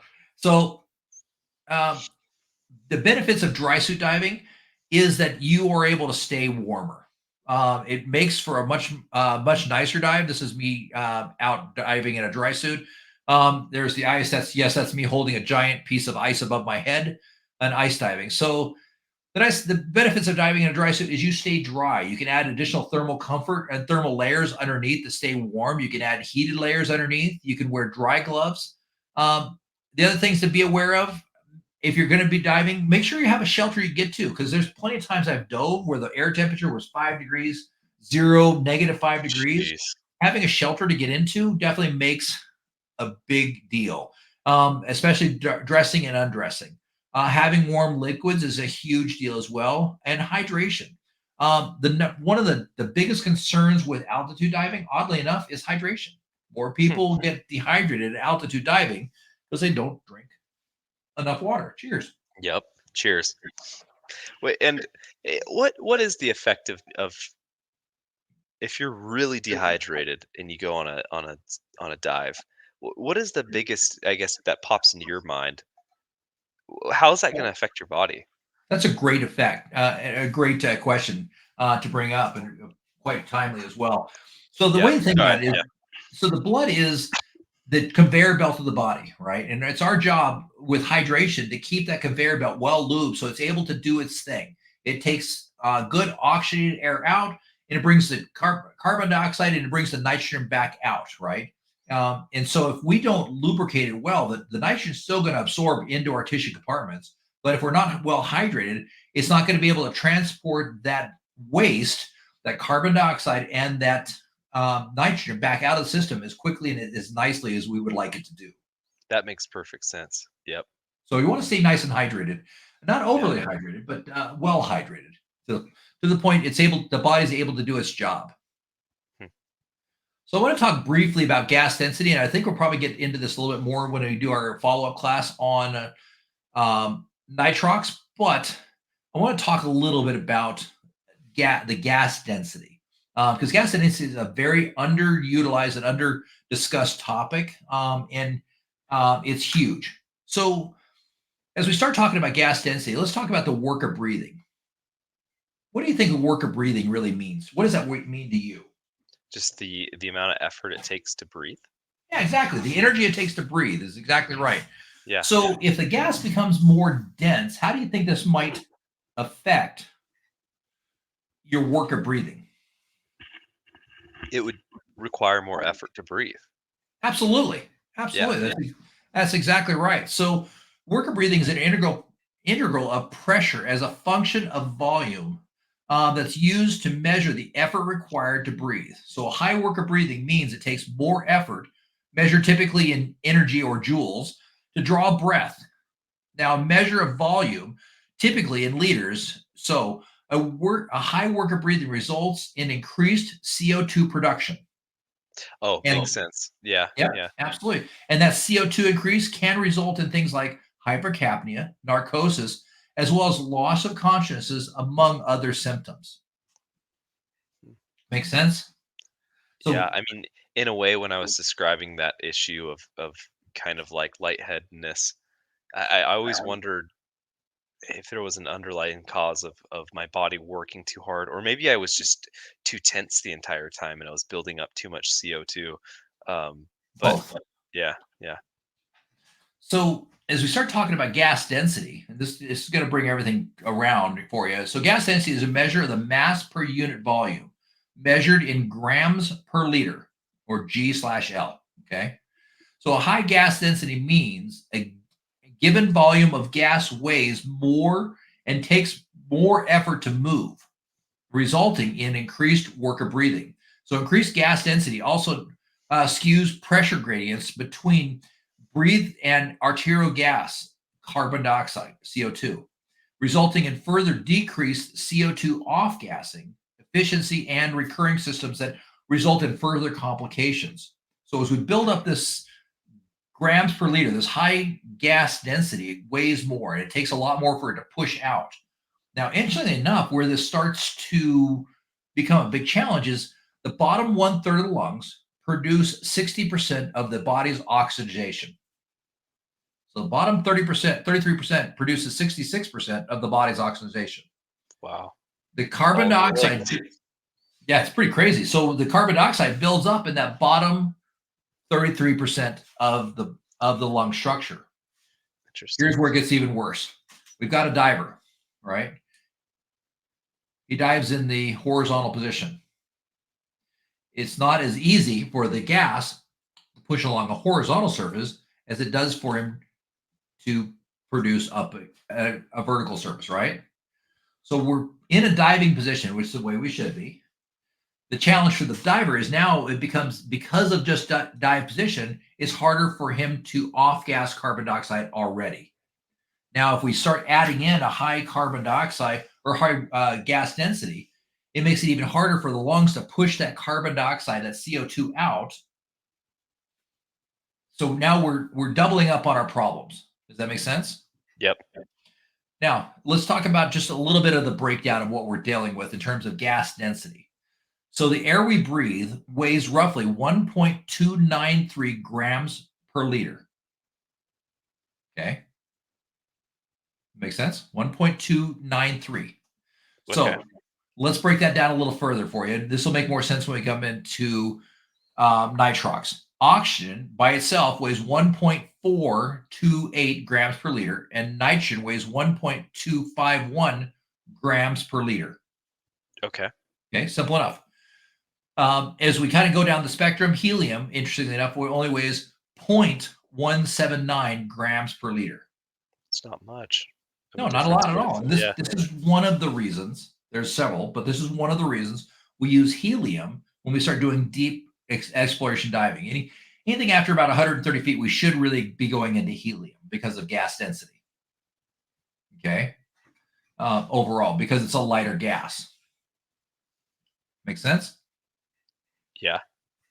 Now, what we determined working with both open circuit and rebreather divers, Anthony Mitchell. Let's see, I've got a typo in my notes here. I've got it, and Mitchell. Anthony Mitchell found that gas density near 6 grams per liter marks significant increase in risk of dangerous CO2 retention during dives, resulting in their test subjects failing more than half of their attempted dives and experiencing issues at more than 3 times the rate of divers using just 1 gram per liter less dense. Their takeaway from this research was an ideal maximum gas density is 5.2 grams per liter, which is equivalent to air at 102 feet seawater, with a hard maximum of 6.2 grams per liter, which is the equivalent of air at 128 feet. So what we're saying is gas density, when you start adding that up, that 1.293 grams per liter, when you get to 102 feet seawater, it gets to 5.2 grams per liter, where it And starts very thick, very heavy. so it's harder to breathe. And then Absolutely. and so now you're building up additional CO2 and Mhm. your body is it sorry, did I understand that it's harder for your body to get rid of it because of the pressure as well? Because of the position. Oh, the So position. Okay, and you said divers, it builds up in your legs, like, most of that CO2 comes from, like, the lower 30% of your body. Is that of your what you lungs, said? Oh, of the your lungs. lungs. Oh, I thought you said your body. I was kinda confused. I was like, "Oh, okay." Of your lungs, okay. So Yeah, I see what you mean. And so that make I always hear about that different mix of air and people using helium. So, I guess the entire point is to help you offset and get rid of CO2 at deep depths. absolutely. Lighten the gas you're breathing. So replacing the nitrogen with helium lightens the overall mix. It allows your body to off gas that nitrogen and those inner gases Hmm. that are dangerous more easily. That Makes sense? makes sense. I never understood why that. And so does a buildup of CO2 contribute? Is that what contributes most to narcosis? That's an excellent observation. And so overall, one of the interesting things is that people talk about nitrogen narcosis being this big thing, but uh, I'm going to throw this at you instead. Hypercapnia is when you have high levels of carbon dioxide in your blood. And carbon dioxide is a waste product that your body gets rid of when you exhale. If you can't get rid of it, it can build up in your blood. So Okay. let's talk about this for a minute. So, hypercapnia, the signs and symptoms of hypercapnia are lightheadedness, euphoria, slowed response, a feeling of well being, increased judgmental errors or giddiness, deterioration of fine dexterity, fixation on ideas, time distortion, deterioration of multitask reasoning, numbness, tingling, or sleepiness, inability to remember parts of the dive, confusion such as brain fog, semi consciousness, distorted memories of the dive, decreased conceptual reasoning, disorientation, paranoia, anxiety, shortness of breath, or headaches. That's what hypercapnia. So, Sounds like a good time. No, I'm absolutely. kidding. Here's the fun part: is here's a comparison: hypercapnia versus nitrogen narcosis. Oh, it's like almost the same. Yeah. And so, Yeah, it's like almost identical. while nitrogen narcosis has a few differences: visual, auditory hallucinations, feeling of relaxation. Hypercapnia, the only difference is shortness of breath or headaches. Oh, okay. So I Sorry, would what is the argue definition of narcosis versus like you're saying that you're most likely to get hypercapnia from a buildup of CO2, but what is then what is narcosis or what would be a general so. Yeah, definition when people say that? great question. Because I always just assumed, yeah, you're not firing on all cylinders when you're diving really deep, but I don't actually know what No, that's a great that question. So yeah. nitrogen narcosis is the body's response to nitrogen at a high partial pressure, creating a narcotic effect. Oh, I see. Okay, After 60 that makes feet, sense. nitrogen builds up enough partial pressure that it creates a narcotic effect on the body. Okay. But as we start getting deeper and we start building up hypercapnia, it does a very similar thing: carbon dioxide, right? Hmm, We've all seen those idiots that do things like whippets. They suck the carbon dioxide off a whipped cream bottle, right? Or mhm. they use spray cans, huffing, right? That's basically hypercapnia. That's what they're Yeah, doing. That's a hypercapnic effect. interesting. When we were my friend and I, we were pilots, we'd go up, to the legal limit, uh, 12, 13, 14,000, 13,000 feet in an airplane for 30 minutes and just start doing mental math problems on a piece of paper. And after, 20 minutes or so at that altitude, your function would just slow down. And I remember just seeing like, I don't know, it was like 5 times 7, and I swear it took me 30 seconds to do it. I was Mhm. just like, what? It's so it sounds like it's almost the same exact thing as hypoxia in a sense that your brain is not getting the amount of Yeah. oxygen and there's because if I understand right, there's multiple different ways of getting hypoxia, and one of them is like a buildup of CO2. One of them could be your bloodstream is affected to where it can't carry the oxygen to your brain, but ultimately that feeling of euphoria and slowed responsiveness all has to do with your brain not getting the required amount of oxygen, maybe due to different reasons why, but it all also seems like it all results from the same. It's all the same thing. Your In a brain doesn't have roundabout way, in a nitrogen theoretical way. is slightly different in that it's your body's response to a narcotic effect of nitrogen. So nitrogen creates a narcotic effect, but also high Gotcha. So, particle pressure oxygen can actually create a narcotic effect as well. So there is a narcotic effect to oh, oxygen really? as well, but it's not nearly as major or as concerning as it is with nitrogen. Interesting. Yeah. So touched on that a little bit. So continue with outside diving. So some of the things we definitely need to be aware of is when we're outside diving, we're definitely away from a lot of other people. So one of the things that I strongly encourage as we go through this, make sure you take enough gear so you can stay warm, but do pre-dive checks before you leave, making sure go through your entire safety system. Make sure hook up your regulators. Do they work? Do you have inflators? Do they work? Does your BC work? Do I have the proper exposure equipment? Making sure to have all that put together before you leave for your dive and once you get to your dive is definitely a good idea as well. Another key Gotcha. thing that most people realize with altitude diving is, for example, when we dove at Ryrie, how close was first aid to us? Pretty far away. 20 to 30 minutes on average. Yeah. We were in Yellowstone a few years ago, and at one loop over from us, or one or two loops over from us, a little boy came out and got help because his grandfather had had a heart attack in the bathroom. No way. It took Yeah. about 10 minutes for the first ranger to show up. A non-Leo ranger showed up. He did not have an AED. They started CPR. 10 minutes after that, another Leo showed up. Didn't have an AED with him as well, and they continue CPR. 35 minutes from the time they called to the time the ambulance got there. 35 minutes.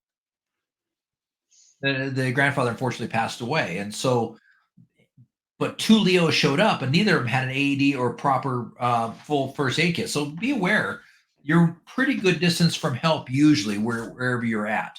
So being aware of that. Also, the other thing to consider as well is as you start kitting up with warmer and warmer dive gear, it becomes you lose dexterity. You need to make sure that if you are diving in colder environment and you're using thicker gear, practice with that. Getting good at using dry gloves is not the easiest thing in the world, but once you get the idea of it, it's definitely not that hard. So, how about redundancy? How do you think redundant equipment could help you in altitude diving before a dive?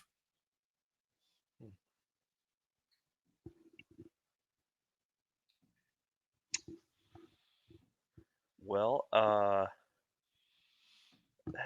guess that is a good question. I guess I'm be honest, I don't know the answer other than like redundancy in a normal dive, but in relation to altitude diving specifically, I can't think of anything actually. How about Yeah. this? If you're a bush pilot, right, and you're flying one of these super souped up little bush planes that can land on a postage stamp in the middle of Montana at 10,000 feet, Hmm. and all of a sudden, all of your avionics die. Would Uh, having a second dive computer. a, Yeah. a just a compass be beneficial to you? Yeah. Yep. There's a, I mean, you could probably navigate your way out with at least having an understanding of what my general airspeed and my compass reading was, right?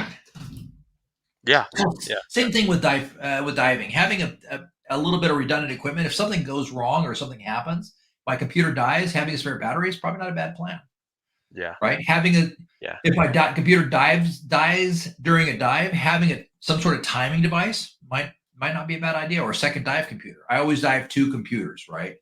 For that reason, I've had dive computers die during a dive. It happens, right? So a little bit of redundant equipment is definitely a good way to go. Having a spare tank.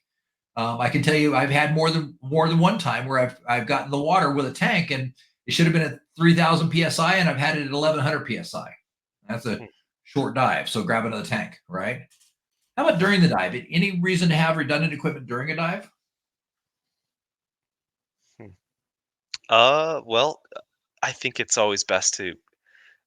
I heard somebody talk about you always want to be like a self-sufficient diver, but working in a team. Uh, that if things go wrong, you have enough equipment. So I like what you were saying about having multiple dive computers, or uh, some reason you should never get lost, or separated from your dive buddy. But if in the event that happens, that um, you can get out of the situation safely. Uh, yeah. Besides that, do you have any thoughts? I guess.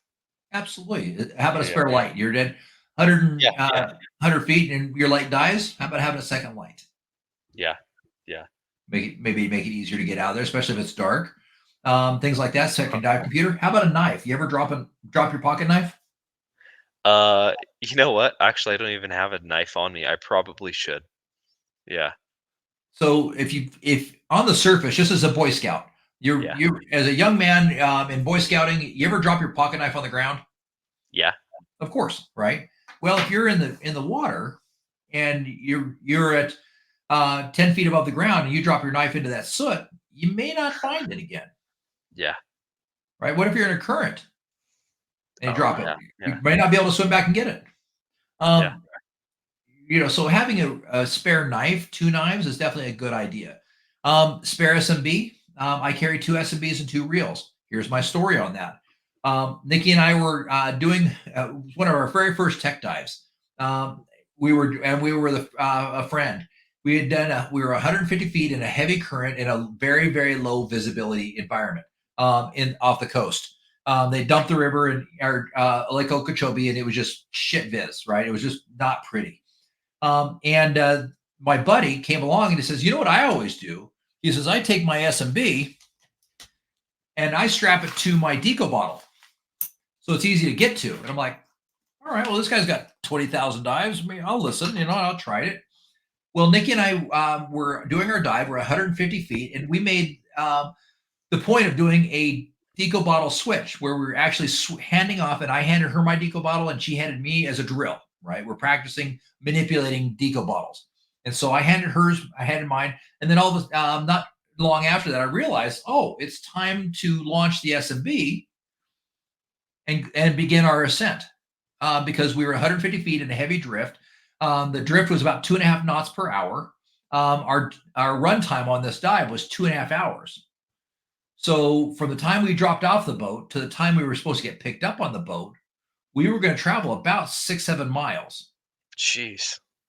in the ocean. The ocean's a big place. So the way we were going to get found was with an SMB.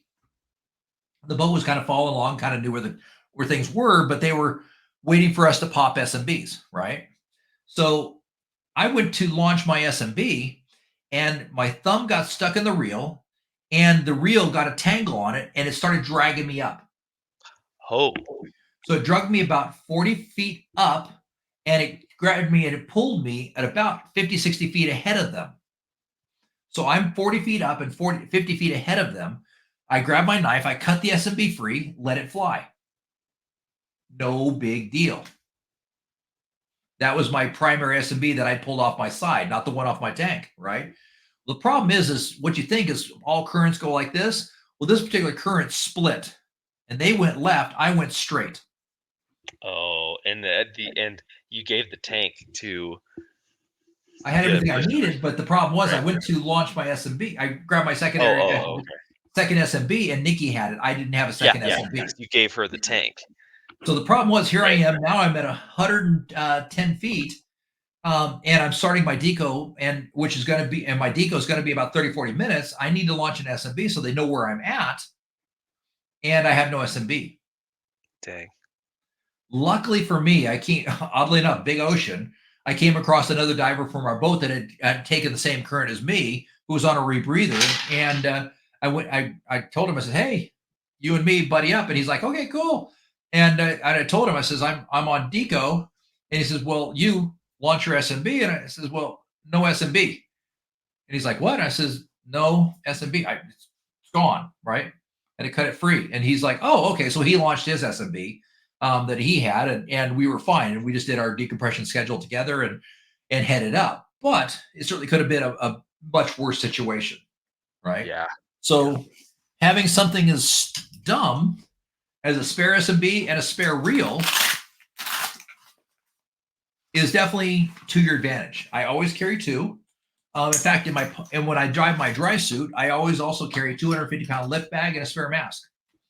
So, in fact, it was fun this weekend. I was diving with a couple of friends in Yellowstone. We'd swam out 2/10 of a mile from shore, which is a long friggin' swim. We were about 15 minutes into our swim out to the drop point, and one of the divers lost his mask,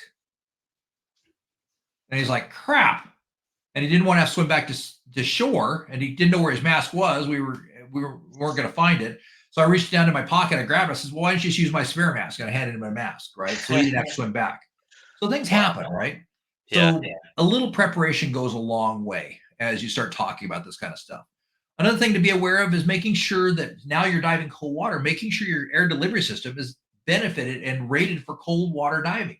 Looking that up. There's a lot of different scenarios out there and types of systems out there. I use the Apex myself. It's excessively cold water rated. This is designed by the military for extreme cold water use. It's got a lot of heat sinks on it as well. So definitely something to be aware of, and making sure we're going through that process of having good redundancy, but also good gear that's been checked as well. On your dive computer, making sure to look in the manual, make sure it's set that you can set it. It sets automatically to where you're at as well. So other things to be aware of is in altitude diving is emergency procedures. Making sure you know where emergency services are, where an O2 provider is. Is there an AED close? What's your distance to a pressurization chamber as well? And going through that process, it's just to your advantage to make sure we're being safe and we understand where things are, right?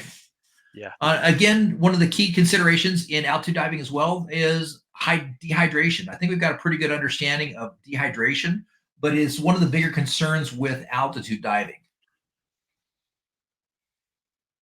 as we go through this. Make sense? Yep. All right. So today we talked about a lot of stuff. We talked about how pressure shifts at altitude and the impact on that diver, how to use theoretical depths, as well as the physiological considerations with altitude diving. Our objective was because of the reduced atmospheric pressure, dives conducted at altitude require more decompression than identical dives because of that explosive decompression. So the standard dive rules just can't be used as written. So throughout this class, we learned several alternative approaches. Remember, 2 hours or 3.5%. Those are our two numbers I want you to walk away with, Yep. to determine safe diving practice as well. Make sense? Cool. Yep. All right. So final exam time. Sounds good. Let's do it. All right. What's the minimum altitude that constitutes an altitude dive? B, 1,000 feet. That's exactly right. What is the maximum recommended altitude for altitude diving? 10,000. Good job. There are several contributing factors to decompression illness. Which one is the greatest concern for altitude diving?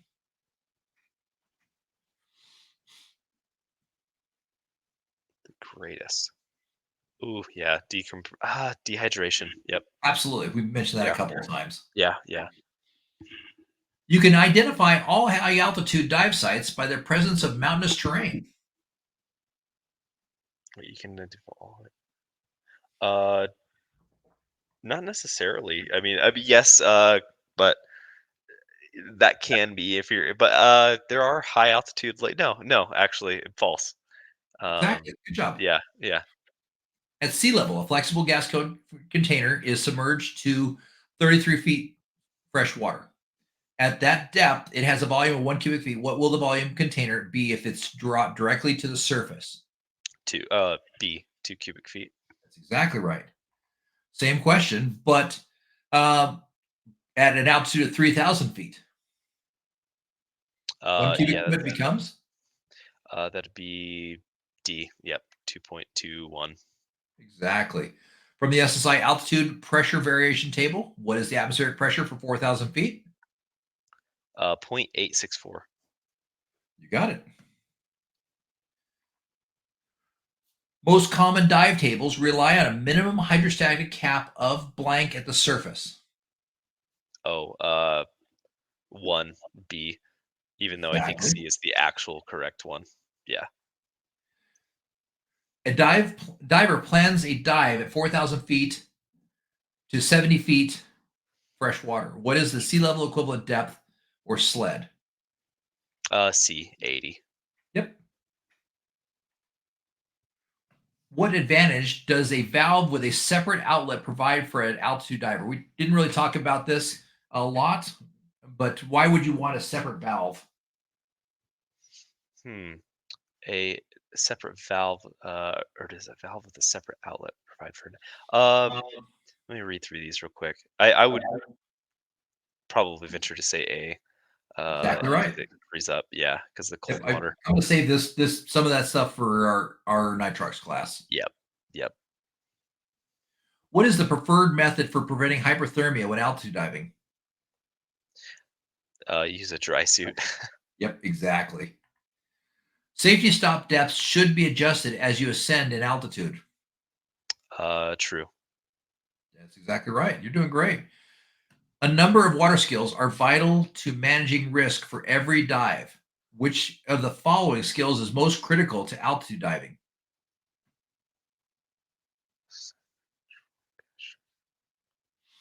Ascent rate control. Ding, ding, ding. Good job. A diver completes a dive to a sled of 60 feet fresh water for 45 minutes. What is the minimum surface interval time before ascending 4,000 feet in altitude to become an A group diver? 8 hours. That's exactly right. 2 hours for every 1,000 foot gained. Good That's job. right. A diver who is diving in altitude can make repetitive dives in the same day. Uh, yes, if you adjust accordingly. True. Exactly. Nicely done. That passes the exam on that. Forrest, give me two things you learned. Oh, there's been so many. The biggest one was that biggest aha moment was I didn't realize that safety stops needed to get adjusted up, which makes total sense when you think about it. And I did not ever consider. Uh, Actually, another huge one was the atmospheric pressure. Like if you're driving from Sacramento to Lake Tahoe, that it never occurred to me that that almost is like an entire dive in and of itself. Never, I just didn't even think about it. I thought that the pressure difference would be so little and whatnot. I just didn't even think about it at all. That was huge. Yeah, Good. Well, hopefully you took some away from this course, and so it's many. definitely Yeah, definitely an interesting course. I got 2 pages of notes on my phone from this. So Right yeah, on. I do have a set of notes that I will send you to make your life easier as well, and I'll share that perfect. with you. The last couple pages of my slide deck. Let's see. I've got your notes for you here. I've got altitude notes, and so I've got several pages of notes for you. That's There you awesome. go. And then Perfect. I will leave you with. Let's see. Let me quit that. Quit this, and you're welcome to come join us. We only have a few more times left at Yellowstone, but you're welcome to come join us at Yellowstone. Let's see your videos. I'll leave you with a cool video from Yellowstone. Let's see content. Why are you taking so long here? Da-da-da-da. There we go. Let's see. Take me just a second. Exploring Yellowstone. There it is. You'd think that if they're teaching open water at 4,000 something hundred feet in Utah, that they would be required to teach altitude diving, but You'd think, but yeah, because they didn't they teach me don't. anything about it. All right. So this is a short video on diving the spires in Yellowstone. Hmm. And this is from a few weeks ago. Whoa. So these are former geothermal smokers in Yellowstone. This is diving Yellowstone. So these are super cool. They're former geothermal smokers that have been dormant for about 11,000 years. Wow. How's the visibility there? Well, you can see this is the video. Yeah. Yeah. 30 feet. 30 feet. Okay.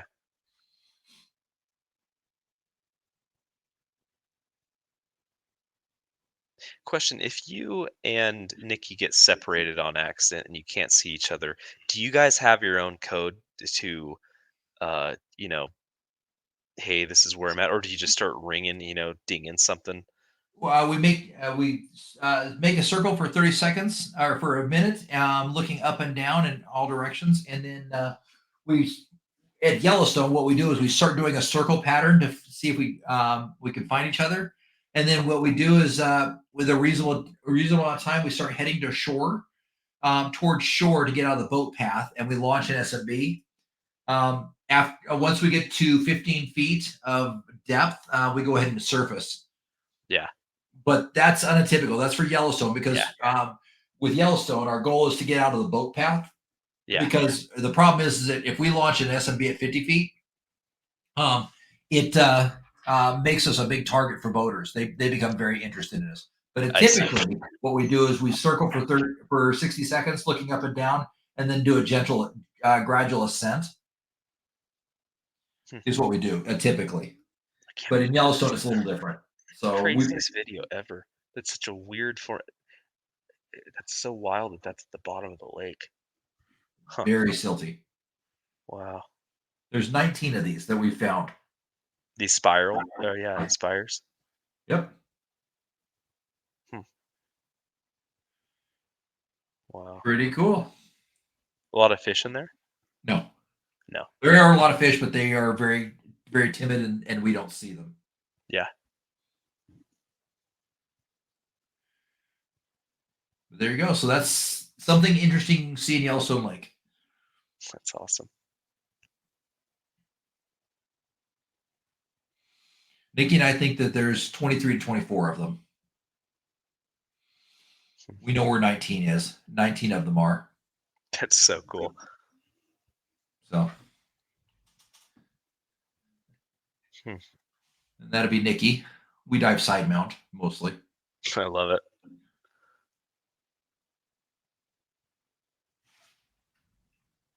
Wow. Huh. Hey, Yeah. random question, a Sure. little off topic. Have you ever heard of the underwater cave that they found near Logan, Utah, and they started Yeah. mapping out and exploring? Yeah, actually, no. Wendell Nope really well. He's a super nice guy. I did an interview with him that I'm going to publish soon, Huh. and he's invited me to come out and do that dive with him a couple of times. Yeah, it's a big kid dive, that's for sure. It's it's Yeah, yeah, it's more qualified than I am. So I yeah. am not a cave diver, but Wendell has invited me to come out. But just to get in the cave, you have to push your face forward because if you turn your face to the left or the right, the flow is so heavy that it'll knock your regulator out of your mouth. No way. Yeah, so Does it lessen up the further you get into it when it widens up? it does, but there's a lot Huh. of massive restrictions as you go through as well. So Yeah, yeah. That always confused me when you see these divers go extremely deep and then they'll pop out into these chamber pockets. My mind is like I can't even comprehend what's happening to your body at